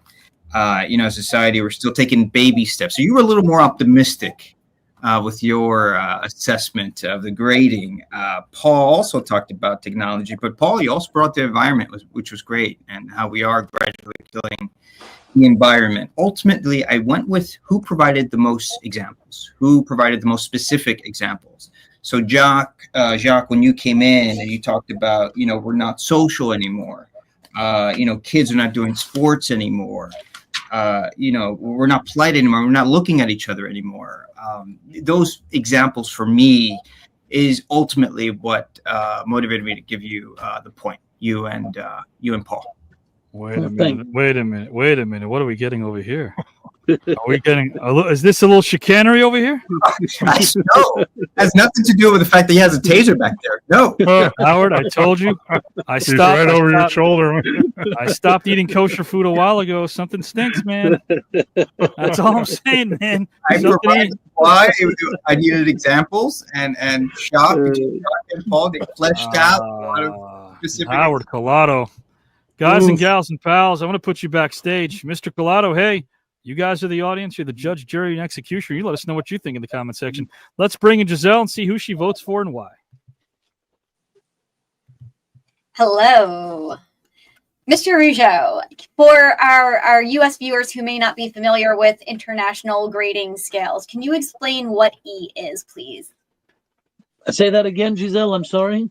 For our U.S. viewers who may not be familiar with international grading scales, in the U.S. we work on an A through F, A, B, C, D, F scale. Yeah. Can you explain what E is, please? Oh, E was the worst. So I didn't know you had F. But to be honest with you, I'm losing faith in everything I said that had an E. But the most important thing for me and all that, it seems like, and it's something that you could not relate to, and I'm so sorry that you can't, because it's so important in society. But in French, in the French language, like it's almost like saying "hey you" or saying "sir" if you talk to someone that's older. But in French, it's "you," "toi" et "vous," and Giselle, because you speak French. But that was my example, but I should have said it in English more. Like, if you appropriate a man that's older, and you just say, "Excuse me, hey you," or saying instead of saying "sir," "excuse me, sir."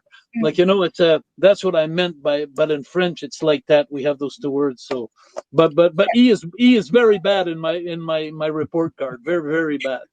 E is very bad. Got it. No, thank you for letting us know. We're used to one way of grading, so I just wanted to make sure everyone is aware of where you actually stood on that.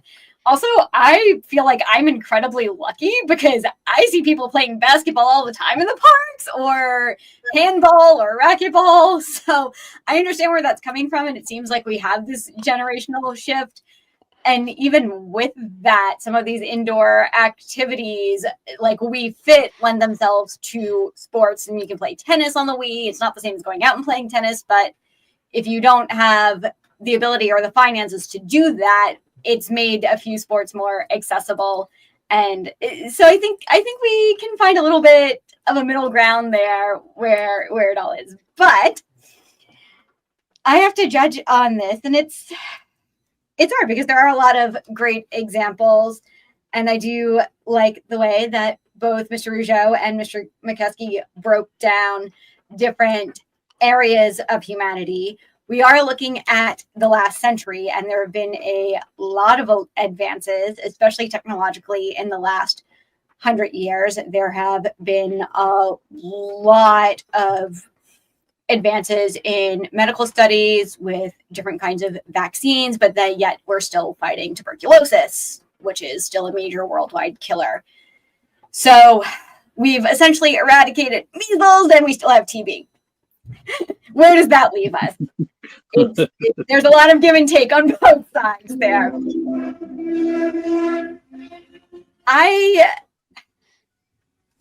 It's so hard, I think, to judge something when you're in the middle of it. You're seeing the good, you're seeing the bad, what's going back and forth and up and down and right and left and turning upside down. I think I am this time voting for Tank and Phil because I think it is difficult to see it when you're in there. So giving it that solid middle C recognizes we've done good in these areas. We can still improve in these areas. All I have is my perspective. This is what I know. This is what I see. I don't think we've done anything awful, but I don't know that we've done anything great. So Phil and Tank, you have my vote. Good job. Good job. Yeah, 4th of July weekend, and we're hearing about the worst side of humanity. What a bummer. Who wrote these? Oh, that was me. Uh-oh. that was me. I'm sorry. What a bummer. You're here every week, so how can you possibly be losing hope? Yeah, can't lose hope. Giselle, thank you for breaking things down the way you did. Appreciate you. And guys, we're going to tally your votes now as well because classy, wow, Jacques, exceptional performance. Thank you so much. This is where you guys now come in. Allison, Giselle has brought up some great points. Guys, let us know who you're voting for and why. Julio says Tank and Phil made it really difficult and their points resonated with me as well. Is that a vote? Let us know, please. Muddy says the world would always have problems, it seems. Please let us know again who you vote for. Thank you for your opinions and your comments. Thank you for joining us, Silmar. Silmar is joining us. Jacques gave a great breakdown. Thank you for joining us. We appreciate that. And also a reference to a dinosaur. A reference to a dinosaur here from Natalie. So we'll see what that is. Josh Turner, the younger generation doesn't even remember their childhoods. Their minds are warped. It's the system that is geared for that. Josh, new viewer, thank you for joining us and giving us your perspective. All right. We have some more comments and then votes, and then we shall move on to Phil's topic, the improvisational topic. There's a lot of levity there coming up. Connie votes for Phil, Team Phil and Team Tank. Okay. Sal votes for Paul and Jacques. Very comprehensive response. Thank you, Sal. Appreciate that. Okay. Silmar, if I butchered your name, I did not do it on purpose. I apologize. Votes for Mr. Rougeau. Thank you for your vote. We appreciate that. All right, guys, let's get some more in, and then we will move on. I believe there's a bunch more coming in. Classy, I'm trying to put your vote here, Classy Times. I'm trying to see if I can get it here. Safari, great point, Jacques. Okay, guys, we'll move on after these. There's a lot of them coming in. But Willie Wilson, let's count yours. Tank was on spot with a question. I vote Tank. Very good. And Antonio concurs with Phil and Tank. So getting pretty tight here. And again, guys, no wrong answer. Who resonated with you? Power Store votes for Tank and Phil. That's three straight for the team of Tank and Phil. And Muddy votes for Jacques. Okay, so that's for the team of Jacques and Paul. And Natalie concurs, also votes for Jacques. And Josh Turner votes Tank as well. Okay, votes coming in hot and heavy, guys. All right, we are about to move in. It's all cumulative, guys. So again, we'll find out after two topics who wins this team challenge, who gets a couple of points in the standings. Mr. Phil Justin, are you ready for your topic? Let's do it. All right, let's keep this moving. This is Tell Me a Story. And your scene partner in this is going to be Howard Collado. He's going to be your scene partner here, okay? Now, Howard, I want you to listen to this as well, so let me pull you up here on screen. You could take some notes in real time. So here's the scenario for Phil. It's an improvisational one. Phil, you just woke up in an empty room. So did Howard. You guys have no idea who you are. You have no idea where you are. You have no idea who the person next to you is. Again, you woke up in an empty room. You have no idea who you are, where you are, and who the person next to you is. The room is pitch black with the exception of a nightlight that's 7 feet away. When I was 10, I used to rock the nightlights. So here's what you're going to do. You're going to tell me a story by somehow connecting the following words or names to your story. When you wake up, you're going to connect the following words or names to your story. You're going to be speaking with one another.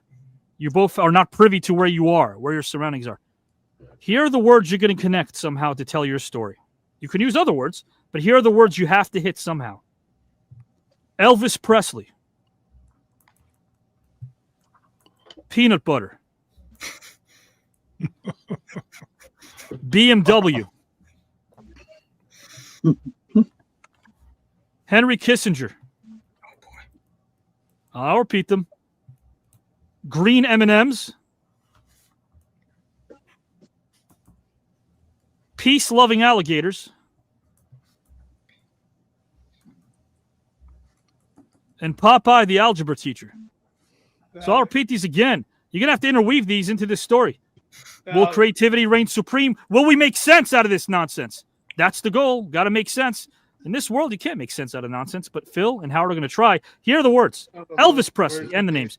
Elvis Presley, BMW, Peanut Butter, Henry Kissinger, Green M&Ms, Peace-loving alligators, and Popeye the algebra teacher. Do we got it all? Phil and Howard? Yep, got them. Thank you, Julio. This is going to be amazing indeed. And thank you, Sal. There they are, right there. Elvis, Peanut Butter, BMW, Henry Kissinger, Green M&Ms, Peace-loving alligators, and Popeye the algebra teacher. Here we go. Mr. Rougeau or the panel, any questions you guys have before we kick it off? Who's Henry Kissinger? Oh, man, Henry Kissinger. Yeah, so I'm glad you brought that up. Think politics. Think politics. That's all I'll say because I want to see Phil and Howard go deeper, but think politics. The man was part of 4 administrations and only recently died a year ago. I mean, he was part of the cabinet with Nixon, with Kennedy. The guy was everywhere. But again, guys, will Phil and Howard tell us a story with these names and words? We'll find out. So again, set the stage. You guys wake up. It's pitch black. You have no idea who you are or who the other person is. There is a nightlight. That's the only thing that there is. And you're going to somehow gradually interweave all of this. Everyone else is going to go backstage. Howard and Phil. Phil, this is your category. It's your topic. So we're going to be studying Phil here, mostly more than Howard. Phil and Howard, the floor belongs to both of you. Oh. What happened? Hello? Yeah. A voice? Yeah, I hear you. Who are you? Who are you? Who are you? Well, no, you tell me first because I mean, right now I'm as scared as Elvis without a cheeseburger. Okay, so I'm really scared right now, and I need to figure out how I got here. I don't know how I got here. I was driving my BMW, and all of a sudden, everything went friggin' black. I could just barely make your figure out in this dim light here. I can't. What's going on here? What is going on here? Look, you're not Where's like my car? You're not dangerous, are you? You like you don't have anything on you, right? You're not here to harm me, right? Okay, because I'm I'm the kind of dude that's kind of like I'm a peace loving kind of alligator. Alligators seem dangerous, but that's who I am. I'm peaceful, I'm loving kind of an alligator guy. I mean, look at my shirt. Look. I don't know what's going on here. I don't know where I am, how I got here. I'm not even sure who I am. You think I'm dangerous? How do I know you're not dangerous? I think we need to do a little diplomatic discussion here. Like, let's get Henry Kissinger in here to work out some sort of detente or something, because I'm starting to lose control here. I don't know what's going on. I don't know. Do you get it? Can you dig it? Yo. Look, I don't know either. The last thing I remember is that I was at CBS. I had a craving for like green M&Ms, and then somehow I ate one, and then I blacked out. And now I'm coming to. And I mean, were you at CBS? I mean, no, I wasn't at CVS. I'm not sure where I was. Was I at CVS? I don't know. I was thinking about getting a Reese's peanut butter cup. Maybe I was at CVS. At that, talk about hankerings and cravings. I was thinking peanut butter, Reese's. And here I am. And here you are. What the hell's going on here? No, I don't know. I can't take this. I can't take this. Dude, you better chill out. I'm starting to freak out here.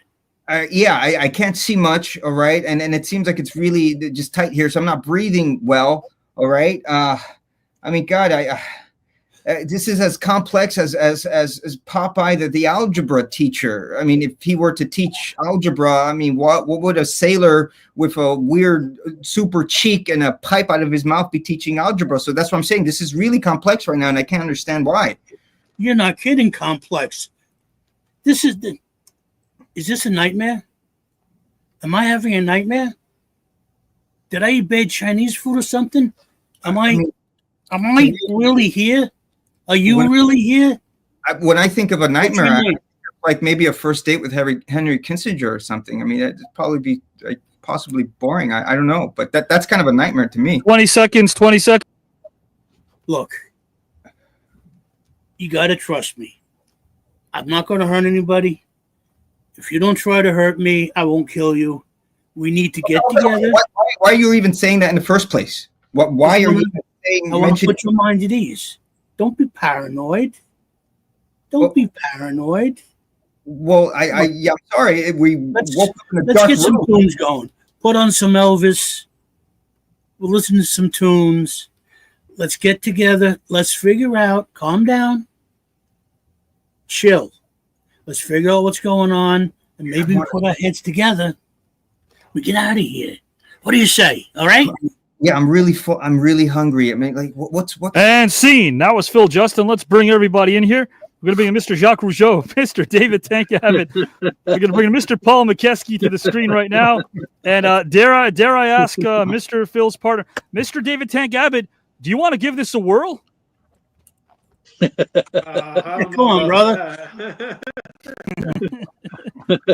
Save us, brother. I'm still trying to figure out what I was watching.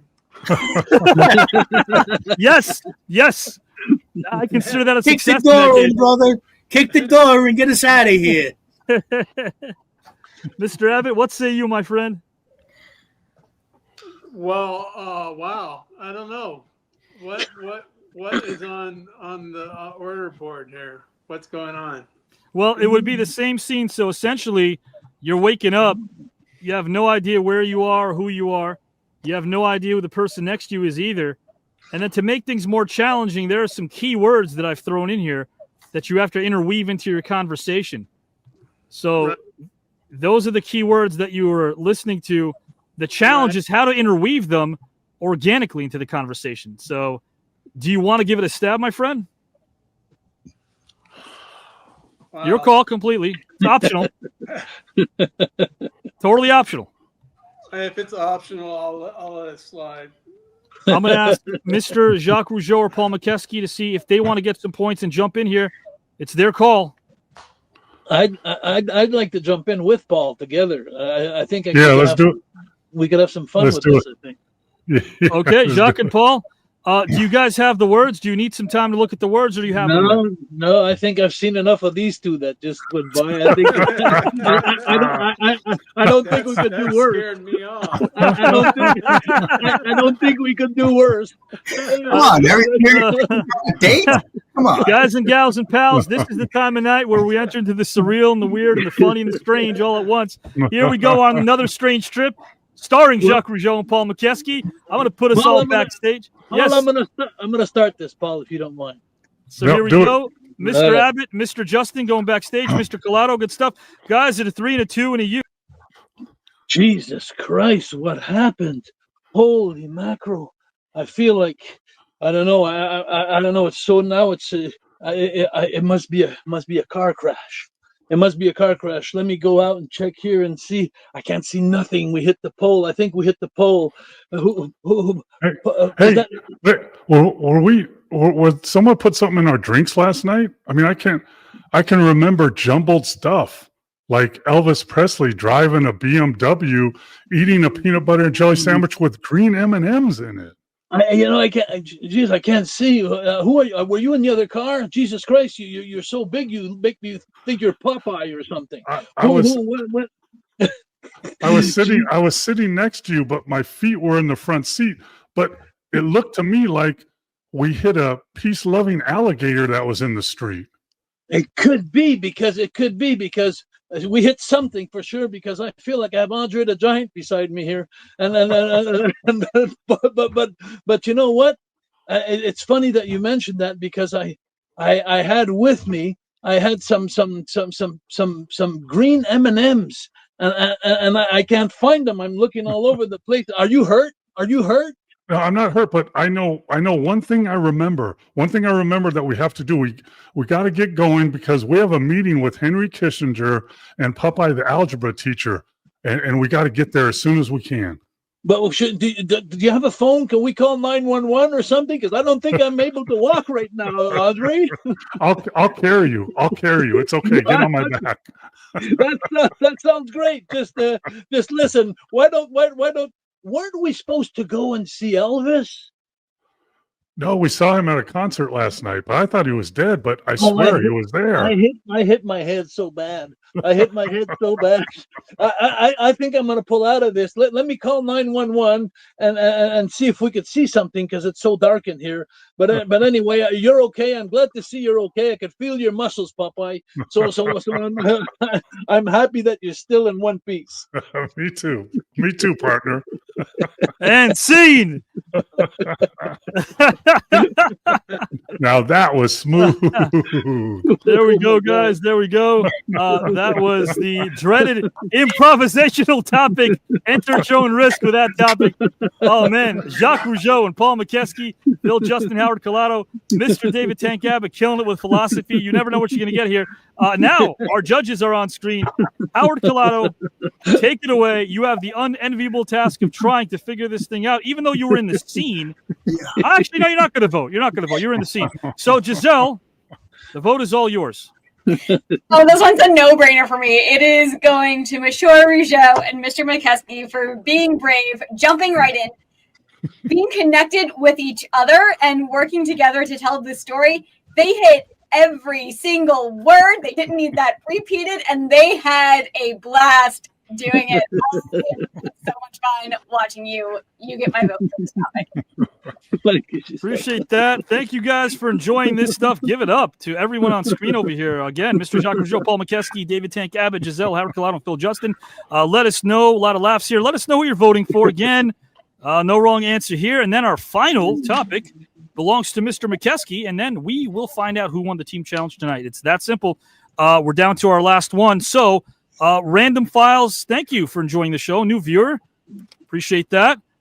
You're voting for Tony. I don't think we have a Tony here. But, that's my nickname. They call me Tony around here. In Las Vegas, they call me Tony. Come on. That's what it is. Hey, we got Paul and Jacques. Okay. There we go. Phil, you were good, says Willie Wilson. Connie votes Phil. Okay, that's for the team of Tank Abbott and Phil Justin. Let's get some more votes here, guys and gals and pals watching us. Yeah, if any of you are thinking of becoming screenwriters, it's got its perks, believe me. You just saw it right now. Josh says, hey, Tony, what's up? Let's give Tony a solo late over here. Hey, Tony. Hey, what's the matter for you? You ask and he shall receive. We have Hello King, another new viewer. Nice to see you, King. All right, guys, again, we got to get some votes in here. Sal, Howard, and Phil. Okay, gotcha. Josh voting for Mr. Tank Abbott. Thank you, Josh Turner. Appreciate your vote as well. All right, the Random Files votes for Mr. Tank and Phil. Julio, I'm in tears for Paul and Jacques. That's my vote, voting for Paul and Jacques. And I think that's it. We're going to count that. We're going to call that, actually. Guys, our final topic is upon us. Mr. Paul Mokeski will be on screen. On screen with him will be Mr. Abbott and Mr. Justin while he delves into his final topic, retirement. This is about retirement, so I'll read this out loud. Of course, you'll have plenty of time to take some notes behind the scenes. Here is the topic of retirement, and this, again, is for Mr. Paul Mokeski. Paul, if your retirement, if it read like a novel, what would you title it? If your retirement was made into a film, who would you cast to narrate this film? And finally, if your retirement could have sang a song attached to it, which song would it be and why? I'll repeat this again because Mr. Abbott can jump in when Mr. Mokeski's done. Mr. Rougeau could jump in. Phil as well. If your retirement read like a novel, what would you title that novel and why? If your retirement was made into a film, who would you cast to narrate this film? And finally, if your retirement could have a song attached to it, which song would it be and why? I'm going to put Mr. Abbott, Mr. Mokeski, Mr. Rougeau, Mr. Justin backstage. And then I will keep Giselle and Howard on screen over here. I will also put the topic for everybody on screen in this ticker. So I'm going to go backstage and do that. Howard and Giselle, floor is yours. Oh, my gosh. He's loving alligators. Do you think they eat peanut butter and green M&Ms? I think they do. I love how Paul interweaved. I wrote this down. He interweaved Elvis Presley, peanut butter, and green M&Ms all in one line. Right? He did that bad. I was like, go, Mr. Mokeski.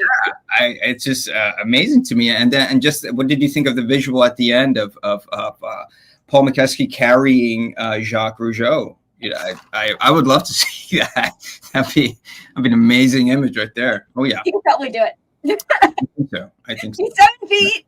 I know Jacques got a lot of muscle and skill there from wrestling, but Mokeski also basketball player, both athletes. I bet they could figure out how to carry each other if they had to.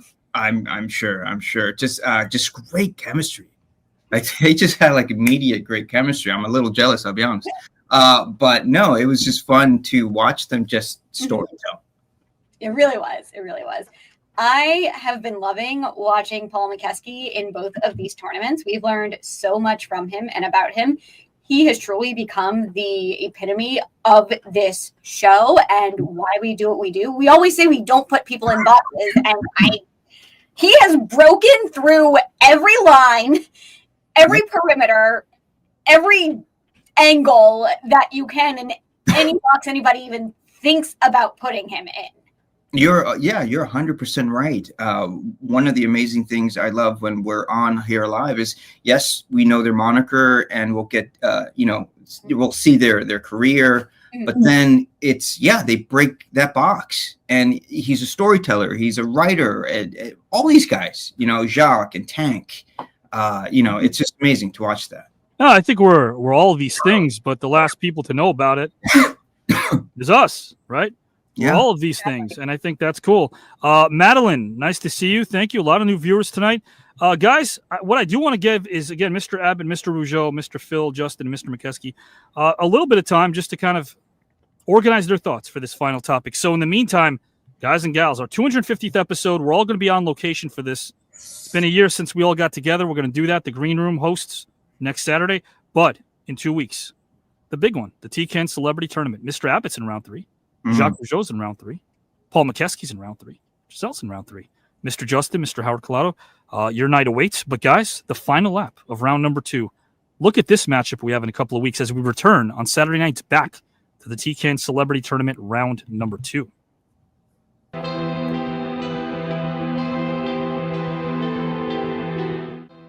But what if you can actually go back in time and pick a deceased historical figure and coax this person, persuade them, convince them that running for the U.S. presidency in 2028 would be beneficial to mankind?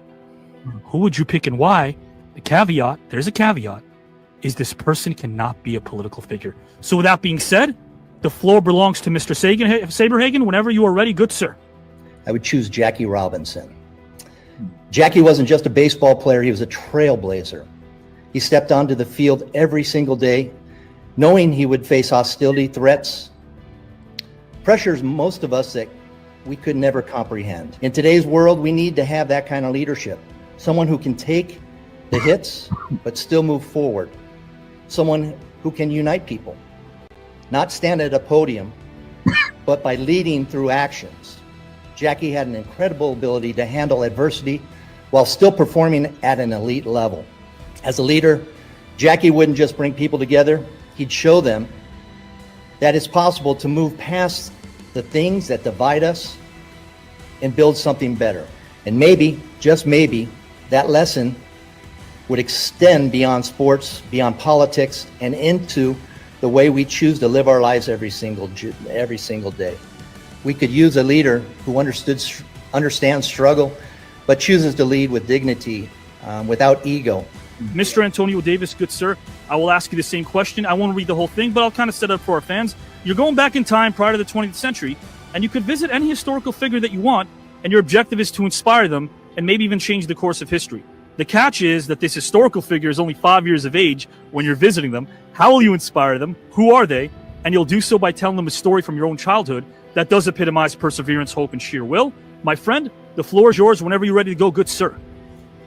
Yeah, this was a tough one for me. You know, there was definitely so many different ways you can go with it. I choose Richard Allen. Richard Allen was a minister and an educator, and actually formed the AME Church, which now we call the African Methodist Episcopal Church. And the reason I know that is because my grandma, I grew up in that church, but I remember so many times her, dragging me to church, making sure that I set up and I listened, I sang the songs and all that. So I chose him, for the reason of the AME Church as I see it today has kind of been stifled and kind of not grown in the way that it has. And as I look into it, and now my mom is highly involved, some of it is just structural stuff. So I would try to go back to Richard Allen and kind of tell him a story, really just about myself. Like, hey, young boy, like, I know you're curious and smart and full of big dreams, but little man, as you grow older, you'll have an opportunity to really make some changes. So I would tell you, young man, I come all this way to tell you a secret. You're gonna build something. You're gonna build something super special. When you hear music or you see someone helping someone else, when you hear a little kid speaking out, I want you to smile. That means the house is growing. That means the church is alive. That means things are happening in the community. You're gonna remember that I told you that a little boy like me who had a grandma, she took him to a place where there was love, there was acceptance, and all of that. Jake Roberts, in your opinion, good sir, what is the benefit of consciousness from an evolutionary standpoint? To be conscious is much more than being awake and being in tune, being in step. And to survive in this world, we have to consider so many things, so many choices to be made. And a lot of those choices can be life or death. And that's the sad part about it. And you can go down the wrong road real quick. But are you conscious enough to change? And change is what we all have to be open to. The fool is the one that won't change or doesn't respect change. Changes are a good thing because you can always change again. So being conscious of that opens the door for freedom. And if you're not free of drugs and alcohol, if you're not free from food, if you're not free from overworking your damn self,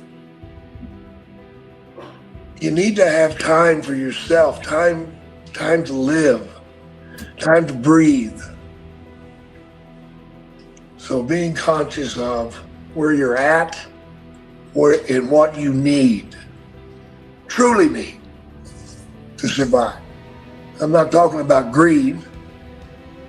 I'm talking about simple survival with life.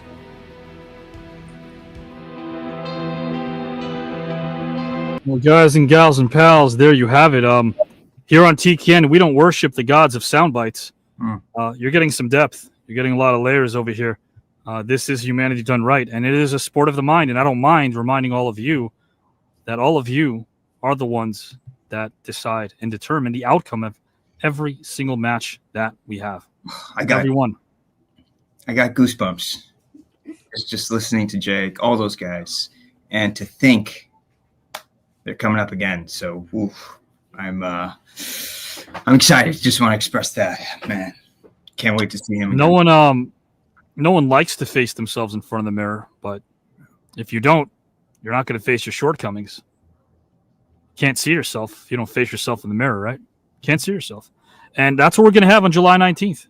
Mr. Jake Roberts. In that video was not an NHL Hall of Famer, but that's a mystery participant added to this match. An NHL Hall of Famer that we have never seen on the network will be a part of this match along with WWE Hall of Famer Jake the Snake Roberts, Baseball Hall of Famer Brett Saberhagen, and NBA Great and Legend Antonio Davis. 3 out of 4. We saw those were their first round matchups that you saw, or the 11th hours. And now they're in round number 2. 3 out of 4 will move on. That's Saturday night, July the 19th. That's the celebrity tournament. And right now, guys, we are giving you the team challenge. This is what we do on Wednesday nights, guys and gals and pals. This is what we do. So to Progresso, to our suits and ties who are watching, hey, tune in on Wednesdays as well, because this crew's holding it up on Saturdays and Wednesdays. The Jacques Rougeaus, the Tank Abbotts, the Phil Justins, the Paul Mokeskis, Giselle, Howard, Phil, they're holding up all of this on their big shoulders. So, hey, guys, thanks for joining us here. Appreciate the love in the comment section. You guys have to be the most positive bunch in the comment section in the history of social media. Like, we love you guys. Thank you, Tony. We got a Tony. We found a Tony. Tony! We got a Tony. All right. And guys and gals and pals, I promise you right now, Mr. Paul Mokeski might get an Oscar, a Grammy, and a Tony because he's up right now. He's next. So let's see what he brings. Mr. Paul Mokeski, I'm going to put you up here on screen, my friend. And Giselle and Howard are going to go backstage. Thank you, guys. Now, guys, on screen with Paul will be Phil Justin as well as Mr. David Tank Abbott. And Paul, whenever you're ready to go, for everybody else that's watching, guys, in case you want to know Paul's topic, right here, scrolling ticker, you can read it along as well. I'm going to read this one more time for our new viewers, and then we'll be off to the races. If your retirement read like a novel, what would you title it? If your retirement was made into a film, who would you cast to narrate this film? And finally, if your retirement could have a song attached to it, which song would it be and why? Guys and gals and pals in the comment section, the floor belongs to Mr. Mokeski. Well, first of all, after listening to all the shows and all the people talking, I never feel deep enough for this show. I mean, there's some amazing stuff that's said on this show, and I take it to heart. I'm 68 years old. I've been around the world. I know you guys have, but some of the stuff said on this show is just amazing to me. But to answer my question about retirement, the name of my book, and I've gone away from I had a chance to take the subject basketball, but I went to retirement. But I'm going to kind of reel it in a little bit, because the name of my book would be The Story of a Basketball Lifer. And not just, when I played, but my whole life. Being a child, my dad played basketball, shooting hoops in my front yard, becoming a high school star, loving the game, going to college. But it started when I was a kid, and awkward, tall, gangly kid that didn't feel fit in at parties or any of that stuff. But on the basketball court, I fit in and I knew where I stood. And that's why my love for that game grew. But then the game of basketball took me to Kansas, 1,500 miles away from my home in California. And then in the NBA for 12 years, also for coaching all over the world. I coached in the NBA. I coached in the Development League. I coached in the Olympics in London in 2012.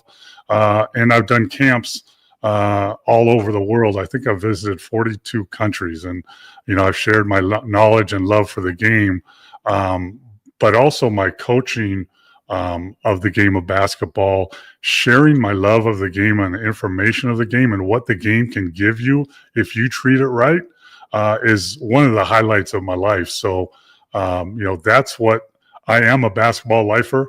Always have been. I've never had a job in my life because I've coached for most of my career, and that's not been a job to me. That's just been a calling.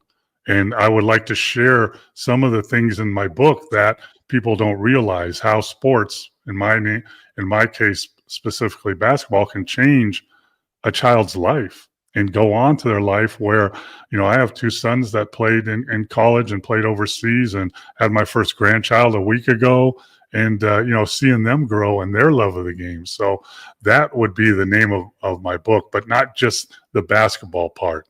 Meeting people in China, in South Korea, in Italy, in France, and Spain, and seeing the love they have of the game and where it can get you, not only basketball wise, but in your life. You can learn a lot of stuff from sports, as you guys know, and that would be the name of my book. The voice, I thought about it for about 5.5 seconds, because I absolutely, positively, no questions asked, know what the voice of my movie would be. And that would be James Earl Jones. Luke, you're my father. His voice is iconic. It just fits my physique. And, that's the guy I would want, voicing over my life in a movie. And the song, I thought about that for a while, and you know what I was leaning towards, guys? I'm too sexy for my shirt. That's what I was leaning towards, but no, I'm not doing that. No, that's not the song that I would have. The song that I thought about was Journey, Don't Stop Believing. And that's kind of, I was, a kid growing up, and, people thought I'd be okay, and I made it to Kansas. Nobody thought I'd play in the NBA, and I played for 12 years, and no one thought I'd coach, and I coached for 23 years, and no one thought I'd coach in the NBA, and I actually coached in the NBA for 7 years. So Don't Stop Believing is a song that applies to basketball, but life in general. So everybody, has negative things to say about people, or, you can't do this. Don't try that. That's stupid. That's just stupid. Don't do that. And my advice would be, don't listen to those people. And sadly enough, a lot of people in our world have that voice inside their head. They're saying, oh, that's stupid. I can't do that. That doesn't make sense. And I would urge those people to not listen to those voices, whether they're inner voices or outer voices, and never stop believing. Everyone on this panel has done something that they have a passion for, and that goes a long way. And when you're at, in the fourth quarter of your life, like I am at 68 years old, and you look back on your whole life and what you've done and what you've been through, that passion will show. And that's when you'll say, wow, I know, David, you sit out and watch the mountains, and Phil, I know you probably do something similar. I go out to my backyard and I sit in my hot tub at 10 o'clock at night and see the stars and just think about what my life has been. And retirement doesn't mean life is over.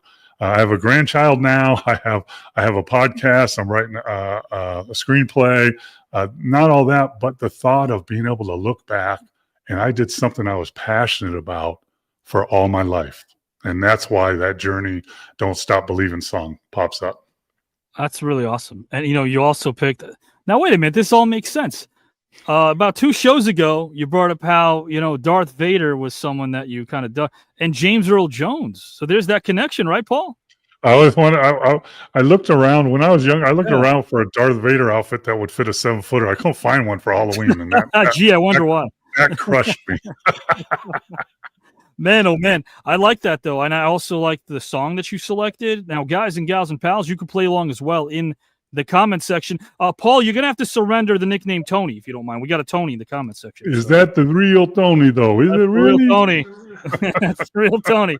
Guys and gals, and this is the real Paul Mokeski. And right now, guys and gals, things get real because I'm going to ask Mr. Paul Mokeski's partner in crime tonight, Mr. Jacques Rougeau, if he wants to jump in and tackle this topic as well, retirement. I definitely do. I first want to say, Paul, you amaze me so much. You I'm so proud to be your partner tonight. It's amazing. I love all you guys, Phil and Tank. But But Paul, you're just an amazing person, and we have so much compatibility together. And I have so much things I want to say. You bring out Jacques, so many. first, just so you know, meeting you guys is special. And as a teammate, I would carry you on my back for miles if I had to. I don't know. I kind of quit my diet there, but anyway. Oh, no. But anyway, all this to say, I'm going to break down some things that you said. I'm going to break down the word retirement because I look at it in a different perspective. Retirement for me is such something that touched me so much in life. To be honest with you, I've had a couple of retirement matches in wrestling. And a lot of people brought it up back to me when I had my last retirement match. They said, Jacques, this is your third one. And I'm saying, but I want to explain something about retirement. Retirement is not the accomplishments of something you've done in your life. Sometimes it could be moments in your life that are hard, dark tunnels, things, people you don't like anymore around your business. Your boss has pissed you off so bad, your business disappointed you so much that you feel like the only way that you could turn your back to that and make a new life is like, I'm retiring from wrestling. I had enough of wrestling. I had that when I confronted Vince McMahon, when I didn't see eye to eye with him anymore. And it was like, for me, it was like, I hated wrestling so bad. I hated everything about it. I'm going to retire. And so I retired. And then about a year went by. And then I've been around wrestling since I was 4 years old. And then it starts growing back into me. So I decided, I said, well, I'm going to start my own school, just to start my own school and just to give back, to have fun with my passion in life. And then finally, well, I'm organizing wrestling matches now. I'm having wrestling matches. And next thing you know, is like, well, maybe I could just jump in there, and interfere in a match or something, and next thing you know, I'm the main event of the card, and there I am back in wrestling again. So I'm going into wrestling now, and I'm going through another phase of my life where things are going good. And finally, financially, things went wrong for me. It was hard. I had a few flops, a few organizations that I did, a few wrestling shows that I thought I knew what I was doing in promotion, but being a wrestler and being a promoter is two ball games. It's two different ball games. And so I made some mistakes. And I got so much caught up in my finances and everything. I said, okay, I'm going to use the retirement match to refinance my losses. And if I announce I'm going to have a retirement match, I'm going to draw a lot of people. And they're going to come and see me for the last time. So I used the retirement word in the wrong way. And I retired with my 3 sons. I got my 3 sons in the ring. They were wrestlers because we're 4 generations of wrestlers. And so I said, my last thing I'm going to do is like my dad did. Because my dad, when he retired, he wrestled with Arma, Raymond, and myself, his 3 sons. And I have 3 sons. So I said, I'm going to repeat the same thing and retire. So we made a big show. I got into my money, and then I retired for the second time. And then next thing you know, I'm sitting at home, turning my thumbs. And here comes my passion again to come in and say, what are you doing? You have this thing. So I start giving conferences at schools. I start doing stand-up shows. Now I do stand-up shows about what? My wrestling career. and all the things that the backstage fights and the things that people don't know. So I'm living again. I'm back into wrestling, but on a stage now instead of in a ring. So to answer all these questions about retirement, because it touches me in such a special way. I think the song, I'm going to go, I don't know if I'm going in the right order, but the song for me was like by Daft Punk, it was One More Time. that was my song for retirement. I thought it would be appropriate with me. And then if I had a movie that I'd make or something to choose, I would have to say, and I'm sure you all seen this movie, but I watched it over and over again. It's The Edge of Tomorrow with Emily Blunt and Tom Cruise when he keeps dying and he keeps going back into the army there to fight these creatures, and he repeats the day. The day repeats itself all the time. So I would say Edge of Tomorrow would be the movie because I'm always coming back from retirement. There's no retirement in my life. I think I'll never retire. And I think I'm probably going to have a cascade match when I die. But anyway, I'll have to say that because wrestling is part of my life. And then I would have to say because we all have fans and we're all groupies in life. You know, even us celebrities, sometimes people look at us like, oh man, they're celebrities, but they don't know that we are the same thing as them. And I'm groupie of a lot of people. And one person that I'm groupie of, and I mean, I'm groupie of a lot of people, but I'm groupie of Morgan Freeman. When I hear his voice, I just melt. I hear that man. He just brings a level of savoir-faire, of something like knowledge, of maturity, and so I would love for him to narrate my retirement adventure. But I'll have to say that I appreciate it so much, Paul. Everything you said, the conferences I still do in schools today, and it's the same thing. It's live your passion. You know, live your passion. Never retire from your passion, because, and I always tell kids in the schools, I said, you know what? Everybody has a passion inside of them. Everybody has one passion. So if when you're young and you want to try to live your passion and you go to it and you try it and you don't succeed, well, try again. And then if you don't succeed, if you're working out on it 3 hours a week to make it happen and it doesn't work, then work 6 hours the next time. And do it again the second year and do it again the third year. And even if it takes 3 years to accomplish your passion, do it. Because if you go in life and you punch your working card from 9 in the morning till 5 at night and you don't like what you're doing in life, life is going to be long. But if you live your passion, I wrestled for 43 years. And if people ask me sometimes, Jacques, how long did you wrestle? I always say, oh, I must have wrestled 10, 12 years for sure.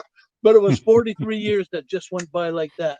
And I'm still living my passion. So you don't count the days. You never go to work when you're working your passion. That's beautiful, man.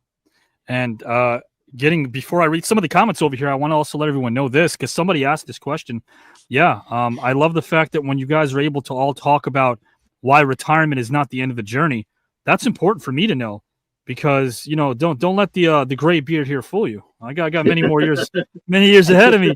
So when I'm hearing what you guys are up to in life, it gives me motivation, because man, oh man, I'm not going to get into this right now. It's not about me, but there are times where I breathe heavy. There are times where I breathe, you know, I work 20 hours a day doing this and my bread and butter. And it's, you know, there are times in the journey where you feel like you just can't make it, not so much tonight. You don't know how you're going to make it the next day. You go, how am I going to do this tomorrow? And then all of a sudden, I have the benefit of listening to you guys. I mean that. I can replay an episode here like we are right now. I can replay listening to you guys talking about your struggles and how you overcame things. It gets me going. It gets my my juices flowing. And you guys are able to do that with our audience, because I love what they have to say. They have quotes. Julio, better to have a short life full of what you like doing than a long life spent in a miserable way. Alan Watts, great quote over there. Anthony Moreno, the war never ends. It only changes form. Classy says, so much depth and storytelling tonight. Great job, guys. Absolutely. More. Eagle John, retirement. Mine would be narrated by Marcel Marceau, because I'll never be able to. And the song will be Huey Lewis's If This Is It. There you go. Love that, Eagle John. The Eagle has landed. He's with us tonight. So, with that being said, I'm going to ask Mr. Tank Abbott or Mr. Phil Justin if they want to handle retirement, this final topic, if they want to delve into it. Mr. Abbott? Sure, I'll answer the question. Sure. Whenever you're ready, the floor is yours, good sir. What was the question exactly? So yeah, this is so here's the thing. If you had to essentially, guys and gals who are watching us also, I'm going to read this again. The topic is retirement. And I want to be able to get this right. If your retirement read like a novel, what would you title the novel? If your retirement was made into a movie, who would you cast to narrate this movie? And finally, if your retirement could have a song attached to it, which song would it be and why? Sure. Okay. See here. Retirement. You know, I'm right around that age about retirement and contemplating that what ifs and all that kind of stuff. And I just don't think that I could be retired. I mean, maybe on paper, but my mind's always going 1,000 miles an hour. And, you know, you got to live your passion, and you don't just retire from that. You just got to keep on doing what you do, left foot in front of the right.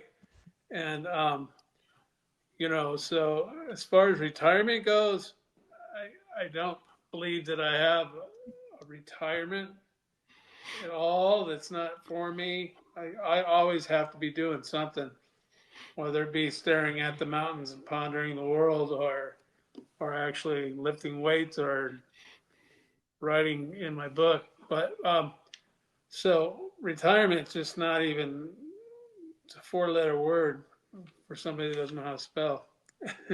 Anyways, so if I was going to write a novel, I would have to be the one I wrote, which is Before There Are Rules. And everything that I end up doing is not exactly the way you're supposed to do things. And I guess that'd be my motto. And I've written the book. It's 900 pages long, and it kind of discovers how myself, it's written in a novel form. Hero, his name's Walter Fox, but Walter Fox finds his meaning in life, and he goes out and he through twists and turns makes it happen. And so that would be the novel that I would most likely be the love story of my life, even though it is a novel. And so as long as someone to narrate that, I was like thinking, all the classic names of people like you guys were saying, and Before There Are Rules popped up in my head, and I think of Mean Gene Okerlund, and I used to spend a lot of time with him at the bar after shows, and my particular, we were friends as much as you can be in professional wrestling, and but he always was enthralled by his voice and his demeanor and his delivery, and so Mean Gene would definitely have to be the guy to read my novel, and the song that would fit along with that would have to be How Soon Is Now by the Smiths. Kind of, yeah, kind of just, because I've always been kind of outside of the box and on the fringe. And yeah, that movie, that song, How Soon Is Now, with Morrissey and Smiths, is definitely the song. That would be my whole wrapped up package right there. I love that, man. That's really cool. Nice. And again, like, yeah, it's great for you guys also to be able to, in the comment section, I keep bringing this up, to have your own conversations in there. You guys are having your own conversations about what we're doing here, and we appreciate that. Thanks for giving all the love to Tank Abbott, Phil Justin, Paul Mokeski, Jacques Rougeau. Awesome stuff here. You guys are really hitting it tonight. Hey, Ollie, can I point something out? Is it this comment? Is it Eagle John saying that his life usually has him by the cojones? No. Okay. But I think retirement is misconstrued in the way I think about it. Okay. So I don't think of retirement as doing nothing. I think of retirement as doing what the hell you want to do when you want to do it. That's my retirement. Now, I played for 12 years. Then I played overseas looking for a job, looking for a contract. Then I coached for 20 years trying to get to the next job. If I get fired, where am I going to go? How am I going to make money? How am I going to survive with my family? But retirement to me, I mean, I've just, working on my screenplay, almost done with the second script. I have a TV show, Basketball Past, Present, and Future, that's on YouTube and all these channels. I have another podcast that I do on Monday nights. So, and I go to the gym here, the top 100 high school players. I went and saw some of my NBA friends that scout and stuff like that. So I think, retirement, it's not doing nothing. It's being able to do what the hell you want with my passion. I used to have to chase my passion. I had to find a job, whether it was playing or coaching. Right. Now I can do what I want with my passion. And I like that you said that, because doing is the key word. If we don't do, we're not retired, we're dead. Yeah. And then and also people say, I played for 12 years. When did you retire? I didn't retire. They just didn't offer me any more contracts. So I had to move on. Right. You know what would change that? Go, Mr. Rougeau, please. Yeah. No. I had someone that comes to my mind when he's talking, Paul. He always waking things in my brain. But I heard some people talk about retirement saying retirement is being occupied, but not preoccupied. Yeah, it's good. I like that. I like that a lot too. There's some gems too in the comment section. Mr. Gary Lopez. Gary, thank you for joining us. I don't know if I would have had the motivation to go back to the gym if Josh Turner didn't motivate me to go back, push me to keep going, even when I don't want to go that day. That's great to hear. That's great. You can either go to the gym or in the gym, right? A lot of people go around the gym. It's good to go inside the gym. Don't walk when you get in the gym, do something in the gym. Don't sit there on your phone. Yes. It reminds me when I was young. I used to run to the gym. Now I run out of the gym. Getting some good cardio either way. Thank you, Chini, for loving this topic.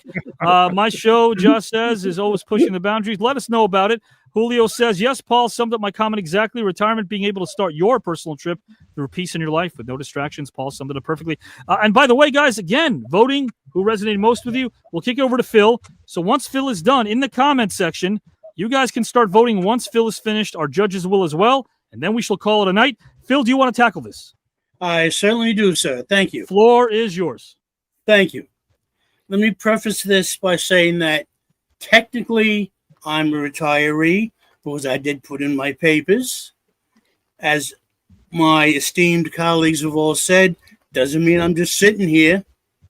I'm not, under 6 feet of dirt, still going, but I have retired. I've worked pretty much since I was 14 years old at jobs. I always had this, when I got to college, I realized that I had a creative side to me. I wanted to get involved in the theater and found that to be my calling, my passion. So everything I did henceforth when I got out of college was to hopefully continue doing this. I eventually started doing film and TV here and there because I always had to have a job to pay the bills. Now, my retirement movie would be called I Didn't See That Coming. As I said, been working all my life, hopefully to wind up here. I had a job working for New York City, a very good job, I don't mind saying. And my father, being a very good businessman, finance person, advised me, get in the city's pension system, do this, do that. I got in the pension. I invested in the city's 457 plan, which is a deferred comp plan. I was sitting pretty. Everything was going beautiful. And then there was a shift in the political leadership in I live in the Bronx. The Bronx went through a political shift in leadership. I was not very well liked by the new county leader. So guess what happened? Retired. Bye. And I was out the door. It bothered me, but not so much because this is what I want to do. What bothered me was that it cut into my pension and my Social Security drastically because I hadn't reached retirement age yet. So I did a few more jobs just to keep things going. Age came, I filed my papers and technically retired, which gives me more time to do what the hell I want, which is where I'm sitting right here. Get on my hole anytime I want, go out fishing, whatever I want to do. It did bother me, I'll repeat, that this political assassination drastically cut my benefits. But in my heart, all that mattered was doing this. So my retirement book is called I Didn't See That Coming. Should it be made into a film? For the narrator, I'm going to go so far out the box, I hope you guys are sitting down. I'm going to go Michael K. If you don't know who Michael K is, you're not from New York. From the Yes Network? Yes, indeed. Mr. Avi Klein, he knows his stuff. Michael K is the play-by-play announcer for the New York Yankees. I'm a big Yankees fan. And why I picked him was because I do want to go outside the box, and he has a wonderful voice. He's witty, humorous, astute. He follows every little action that goes on in front of him on the field. And my life leading up to my retirement had its ups and downs. It had its moments. It had its quirks, its pitfalls. And I think Michael K. could capture that transition. Up, down, inside out, over, under, sideways, down. That's why I picked him. The song will be Old Man by Neil Young. From Canada, by the way, Mr. Rougeau. I do love Neil Young. Now, the song Old Man, not just because I'm old, but because it's about an old man who sees a younger man, 24 and so much more, and sees himself when he was that age. And in my interpretation of the song, he tries to impart into that young man some wisdom, how to go through life, how to achieve what you want, not to be distracted. So, Old Man by Mr. Neil Young would be my song. Thank you. I appreciate you, my friend, Mr. Young at heart. Philosophical Phil just gave us his take on this topic. I love it too. Mr. Jacques Rougeau, Mr. David Tank Abbott, Phil Justin, Paul Mokeski. Guys and gals, in the comment section, please vote. Let us know. Eagle John, thank you for joining us tonight. As I mentioned before, thank you, my friend. Jacques Rougeau, he's my hero, only second to Geddy Lee. He's talking about Rush. What a great band Rush is. My favorite band. Yeah, there we go. Jake Prince, nice to see you as well. Thank you guys for coming in. Josh Turner, sure, your podcast. You said it's Paranormal Roundtable. Well, anyone want to check it out, feel free. Thank you, Josh. Anytime you guys want to let us know what you got here, we will happy to promote that for you. Why not? All right, guys, let's bring in Mr. Howard Collado first. Howard, we're going to try to zip right through this thing. It's our final topic. Let us know who you vote for and why. Good sir. Yeah, you can see my face. Man, holy cow. You guys all gave just so much of your heart, soul, and mind. So first of all, thank you to all 5 of you, all you guys as well, Lobby. So I'm going to try and cut right to it. What really just made me just think was, David, the title of your book, which is, I have it here, rules were made to before there are rules. And there was something about that made me think, before life starts, having that mindset of why even follow it, and starting perhaps any endeavor from that perspective. Yes, you have to adhere to some rules, but maybe put them aside and see what happens, see what adventure emerges when you're not always following those rules. And the fact that you led a life of, kind of going left instead of right, that was beautiful to me. That really spoke to me. It's something I wish I could embody a bit more. So I think, yeah, you get my vote, David. But all 3 of you guys, just thank you. Is that because you want to make up for the fact that you tried to debate David Abbott about the UFC 2 weeks ago? I mean, that didn't go too well, Howard. That didn't go too well. Oh, man. Mr. Howard Collado, great stuff. Great scene earlier as well, my friend. I put you backstage, and I bring Giselle and see who she votes for and why. Oof. Got to end with the toughest one of the night, don't we? Oh, I don't know if I'm ready for this one. So now we all see how difficult it is every Saturday, but having to hear 4 answers makes it even that much more difficult. Such a great question. We work all of our lives toward something, and if you can do it as your passion and allow your passion to make money. I wouldn't go so far as to say you never work a day in your life, but it does make it a little bit easier. I know some people would rather keep their passions as their hobbies because they don't want to lose that zeal and that zest they have for it. But overall, finding something you enjoy doing and can do for the rest of your life is pretty amazing. And those lucky enough to do it, kudos, like great job. Keep working at it and let us all know the secret to how you did it. But it's why I am still here being a storyteller. And I think all of us in these entertainment fields, we don't ever really retire. We move on from project to project and passion to passion. And how does it fit into my life? And what does it do? It's led a lot of us here, and that's great. The hard part.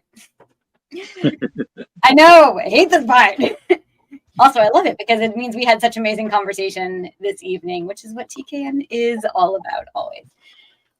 But for this final one, I will go with the team of Mr. Paul Mokeski and Mr. Jacques Rougeau for really bringing all of the elements together in a clear manner, in a concise manner, while still giving a ton of details about what led them to these titles, to these songs, to these narrators, to these conclusions, and really how it encompassed all of their lives thus far. Thank you, Giselle. Thank you again for that great breakdown. And Giselle, if you can tally this as well, I'd really appreciate that in the back. We got some votes. All right, let's find out who won the team challenge tonight. Madeline votes Tank. So let's tally this up here in the back. Giselle, thank you so much for that. We have Josh, I like all gentlemen, but Tank is what brought me here. So again, this is for the team of Phil and Tank. Sal votes Philosophical Phil. Philosophical Phil. There we go. Put that on a t-shirt. We got something new on a t-shirt here. Paranormal Roundtable votes Tank, and King Dibbles votes Tank as well. That's 2 straight. Make it 3 because Gary votes Tank. And then Gus Galaxy votes for Jacques Rougeau. Thank you, Mr. Gus. Appreciate you as well. We won't count all of these, but we'll try to count as much as we can. Allison votes David. Okay. Appreciate that. No problem for the shout out. You guys can let me know what you have coming down. What about pike. Tony? Did Tony get any votes? Tony's not doing. Tony's a little harsh tonight. Anthony Moreno votes Tank, and then Julio Negron says, "My brain is on such a high right now, but I loved every note that Paul spoke on it, and resonates so much. He's got my vote." Julio votes Paul Mokeski. Of course, that's Team Paul and Team Jacques. Thank you for the kind words, Allison. Appreciate that. The Random Files votes Tank. Guys, we're going to start counting this thing down and find out who won the team challenge tonight. Again, not an elimination regardless. We'll go into the standings. 10, 9, 8, 7, 6, 5, 4, 3, 2, 1. Some extra points in the standings will go to Mr. David Tank Abbott and Phil Justin, who won. And when they're together, they've not lost. When they are together as a team, Phil and Tank have not lost one singular match in this team challenge. Anything you want to say, Phil, David? Please, floor is yours, guys. Good stuff. Mr. Tank Abbott, I'm so proud to be your partner. You are awesome. We're going to kick some serious donkey. Let's go for it. Right on. Well, likewise with you, Phil, man. Everything's cool. It was a lot of fun tonight. It was yes, it was. Great happened with all of you guys. Absolutely. And Mr. McKesky, Mr. Phil, Mr. Jacques, Mr. David, I have someone in the back I'm going to bring in right now. Someone I work with, guys. I want to bring him in for the first time here on TKN. So David, Paul, Jacques, hang out for just 2 more seconds if you can. Let me bring him in. He'll say hi, and we shall depart right after this. Mr. McKesky. All right, guys and gals and pals, thank you again. We are about at the 11th hour of this amazing evening. Guys, I got some rhymes for you to bring in this special guest, a very special person, no doubt about that. We're live here right now, 4.5 million strong. Guys, how does one rhyme about someone who inspires them every day? This special human being and I rock the house behind the scenes as we have no off switch. I've seen this man do it all. No errors, no mistakes, not even a minor Sega Genesis glitch. 2 out of the last 3 years, he's continued to enrich as he's coached his gymnastics team to 3 national championships. As no matter what he does, he always finds his niche. His heart is worth more than some Monopoly man bragging about being rich. He's a man that would do it all for his fam, mowing lawns, traveling, even digging a ditch. We've come a long way from doing our thing on the phone, giving people our sales pitch. So put your hands together for my brother from a different mother, Mr. Mitch. How are you this evening, Mitch? What's going on, Avi? How are you, buddy? I am doing great, my friend. I love giving you that intro because you know what? Every time we speak, I'm giving you that intro. You just don't hear it because I don't say it out loud. I hear it. I hear it. We practice it every day online. It's awesome. It is awesome. And I mean, tonight's show was something that was really, really special considering we went away from the 3-on-3 most of the time. Right. Tonight was awesome because it was a team atmosphere and some real class acts that were on the show. And hey, you are, and your girl's a national champion, man. National championships. You're not going to brag about it, so I will. 2 out of 3 years, your gymnastics squad have become national champions. Yeah, we won our second national championship of 3 years. We just won in Virginia Beach back in June. It was awesome. We took out over 40 teams nationwide, Canada. So I love coaching gymnastics. My wife and I just love working with kids and making these kids build to be great gymnasts if they want that for future in college or if they just enjoy it for fun. And then obviously love working with you. I mean, we've made quite a team here. This TKN show is something really special. I appreciate that, man. And so are you. You're a huge part of that. Behind the scenes, guys, Mitch and myself. And I want to bring in Mr. Paul Mokeski, Mr. David Abbott, Mr. Jacques Rougeau. They're going to depart. But if you want to say anything to Mr. Rougeau, Mr. Abbott, and Mr. Mokeski, Mr. feel Rougeau, free, my what's friend. up, man? Actually, Avi, we just Rougeau and I just actually did a real nice event out in Canada together last month. It was quite a thing. Jacques was all over the TV screen, so it was pretty awesome. That was TNA, if I'm not mistaken. Yeah, it was a TNA show off the Zone Network. And Jacques, you want to give a little detail on that? I just want to say I'm glad. First time I see your face, I'm glad to see who I was dealing with. But it was amazing. You're so professional, Mitch, and everything. And anybody who has a chance to work with a guy like you, it's a great experience. Oh yeah, Thank you you. were punctual. You were always keeping posted on everything. You were amazing to work with. Thank you, and great job on the show as always. I mean, you've done an amazing job with Avi and the team. Thank you so much. Thank you. Yeah, thank you. And hey, Tank, WrestleCade is when you and I first met for the first time, and you look fantastic now. Yeah, I was a little under the weather at that time, I guess. But moving forward, man, getting healthier every day. Yeah, I'm glad you've been able to be on the show so many times. I mean, you've been amazing on this show. And I mean, you're just helping build this TKN network and this virtual show. And tonight was 100%. Especially an awesome thing as the team atmosphere. Oh, absolutely. It was a lot of fun. And Paul, I mean, you and I have connected for about 6-7 months now, and it's been a pleasure. And I mean, we're making a lot of strides and everything. I'm excited to see all your other stuff that you're doing with the TKN network. Absolutely, Coach. Yeah. And I'll say this as well, Mr. Mitch, Jacques, Paul, and David, they might be with us because we're going live events coming up for TKN. We're not announcing anything official, but we're planning it. And I would love to have this amazing group that I call family with us. Mr. David Tank Abbott, Mr. Paul Mokeski, Mr. Jacques Rougeau. Anything before you depart, anything for our viewers, anything you want to say before you guys call it an evening? Have a good one. Be happy. That's it. That's what it's all about. I just want to say that this is amazing. I'm so humbled to be with all you great people out there that are teaching me week after week. I'm not only a judge sometimes, a participant sometimes. I'm also a big fan. I'm there every week to follow and to critic and to criticize and to encourage. And I learned so much about politics, and I'm so naive in life except wrestling. And now with you guys, I'm learning all kinds of stuff. And since all these topics that we're doing are coming back around in different forms, different ways of the questions, it's becoming that it's getting in my brain now. I'm learning. So this show is absolutely amazing. And Jacques, it was great having you as a teammate. Even though we didn't win the game tonight, I won because I had you as a teammate and got to know you better. So love that. We're winners, brother. And Paul, you got a new nickname.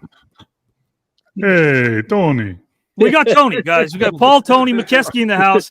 Jacques, David, Paul. Please enjoy Thank you, Paul. I want to say this. I forgot. I'm just so moved by everybody here.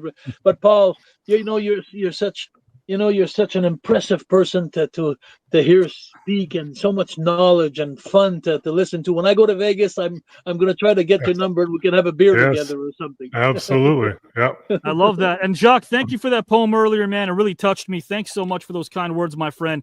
Mr. David Tank Abbott, you're a special person, man. I consider you a dear friend. You guys were there even when my pop passed, man. You're always there to lift me up. Paul, love our new partnership and friendship as well. I hope all three of you kind gentlemen enjoy the rest of your weekend, guys. I love Phil, by the way. I got to tell you, Phil is great. Phil is great. 100%. Thank you, Jacques. I love you. You guys, and let me just quickly say, Paul Mokeski, congratulations on the birth of your grandchild. Oh, thank you. Yes. Wow. Congratulations. Beautiful thing. That is a beautiful thing. And you know what, guys? He's perfect. I'll tell you what. Phil won the unofficial award of being able to somehow wear something heavier than my blazers on this show for 2 hours. He's been rocking a leather jacket for 3 hours in 95-degree Bronx, New York heat. So there you go. Is that the grandchild? Let me give you a solo. Guys, what's the name? Wow. What's his name, Paul? Wow. Paul, what's his name? Hunter James Mokeski. That's a strong And name. he's already got a nasty left hook. I noticed that yesterday. Congratulations. Way to go. Amazing. Beautiful. Well, guys, again, thank you for joining us tonight. I'll see you all real soon and have a great rest of the weekend, guys. Good night, guys. Good night, guys. everybody. Good night. Thank you, guys. Appreciate you guys a ton. Absolutely. Mr. McKesky, thank you, brother. Man, oh, man. Where did Mitch go? Mitch just signed out? Mitch signed out. Where are you, Phil? Let's bring you in here, Howard, Giselle. Guys and gals, we're about to call this thing a show at 2 hours and 34 minutes, but what I wanted to remind you again is take this in. Take this in. If you're not fans of the sport of wrestling or UFC or basketball, I dare say you're fans of the human beings that are so happened to be called the Mountie, Jacques Rougeau, or the Tank, Mr. David Abbott, or Tony, Paul Mokeski. But then when you strip away the nicknames and the monikers, you get to know the names. You get to know Jacques, David, and Paul. And that's what this show will offer you. I promise you there's a bevy of other options out there.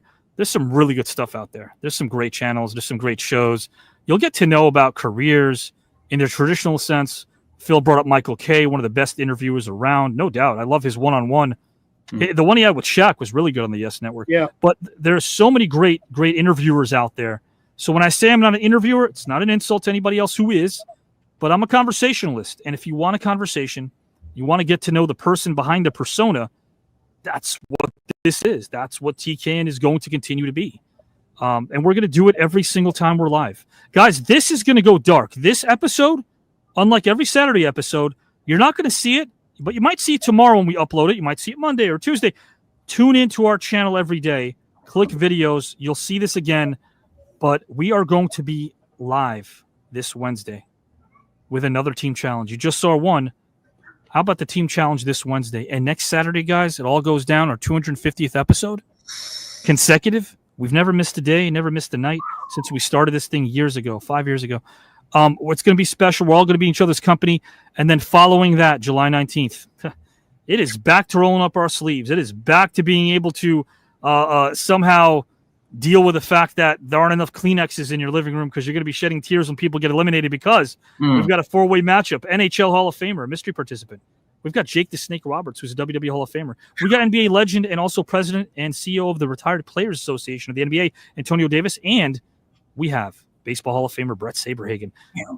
Just think of that. Where are you going to see that, right? Where are you going to see 3 out of 4 of these great legends will advance to round number 3, which is around the corner. So, guys, again, give it up to Howard. Get up to Phil. Phil and Tank are undefeated in this team challenge together. Have a great 4th of July weekend. Guys, please come back because the comments help us. The likes helps us. The shares help us. We want to see as many comments and likes and shares. I tip my hat off to you guys. I'll actually take this whole thing off. Whoa, hat hair. There's some hat hair going on, so I'll just let this thing down if I can. Guys, I'll be sans headphones. No headphones, but let your hair down. Enjoy what's left of your weekend. Sunday night is upon you. Howard, Phil, and Giselle, love you guys. Love what you brought. Could not have spent a 4th of July weekend with better people than you, and Howard as well. Guys and gals and pals, here's our outro. It's a short one, but here's what we have in store for you next Saturday night.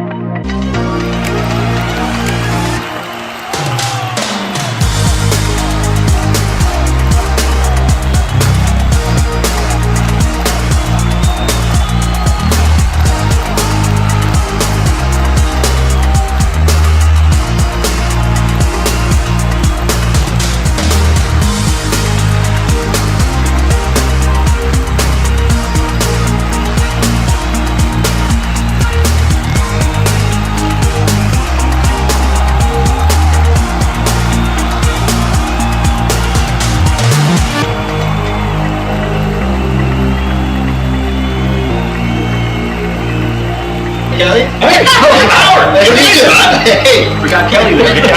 Yeah, I'm here. Nice to meet you. Nice to meet you, Joe. Hi.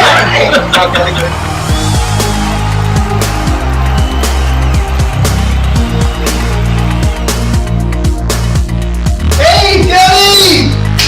200, baby! How do you feel about that? But yeah, 200 episodes, and it's easy for me because I first appeared just out of the stands, the virtual seats, part of the engine, at episode 100. So I've been here 100 weeks now. Hey, Kelly, 200! Oh! How you feeling? I have a Claymore. I feel pumped.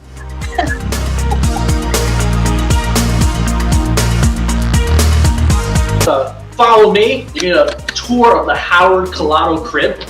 I'm gonna take you to the kitchen. Howard comes in here. He cooks us dinner. This is the trash. It resembles Howard in some way. Just kidding, Howard. You're not trash.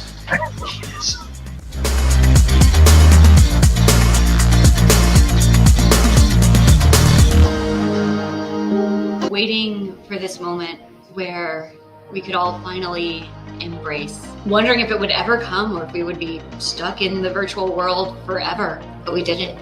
Yeah. We made it here. And the day finally came where we could all say in person, you are my brother. You are my sister. You are my brother. You are my sister. You are my brother. You are my sister. You are my brother. You are my sister. 20+ years since I've seen this motherfucker. He had the audacity to tell me that he started 9. Does that look like 5'9" to you? I don't think so. It's about like it's an ambitious fun guy. Happy 200. It's so wonderful to see you all in.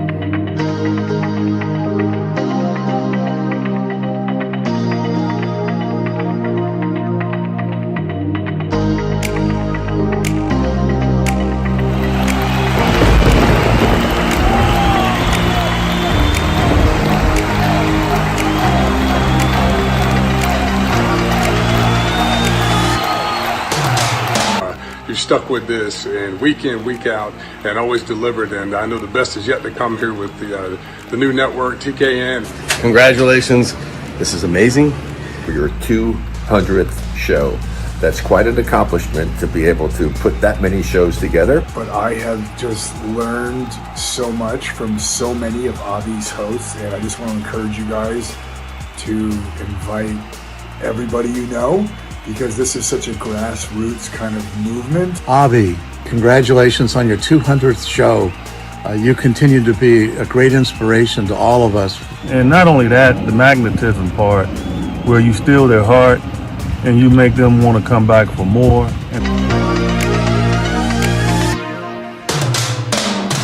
I'm crying, I'm like sweating, and the kids. And they walk away feeling like they're worth something. Even in older age, that's the great part about you.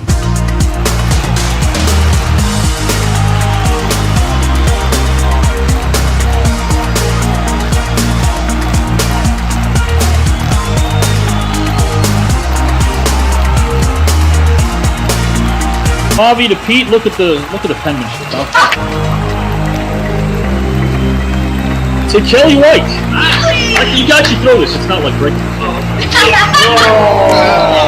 Because I'm the dungeon master. That's why. Because he's the DM.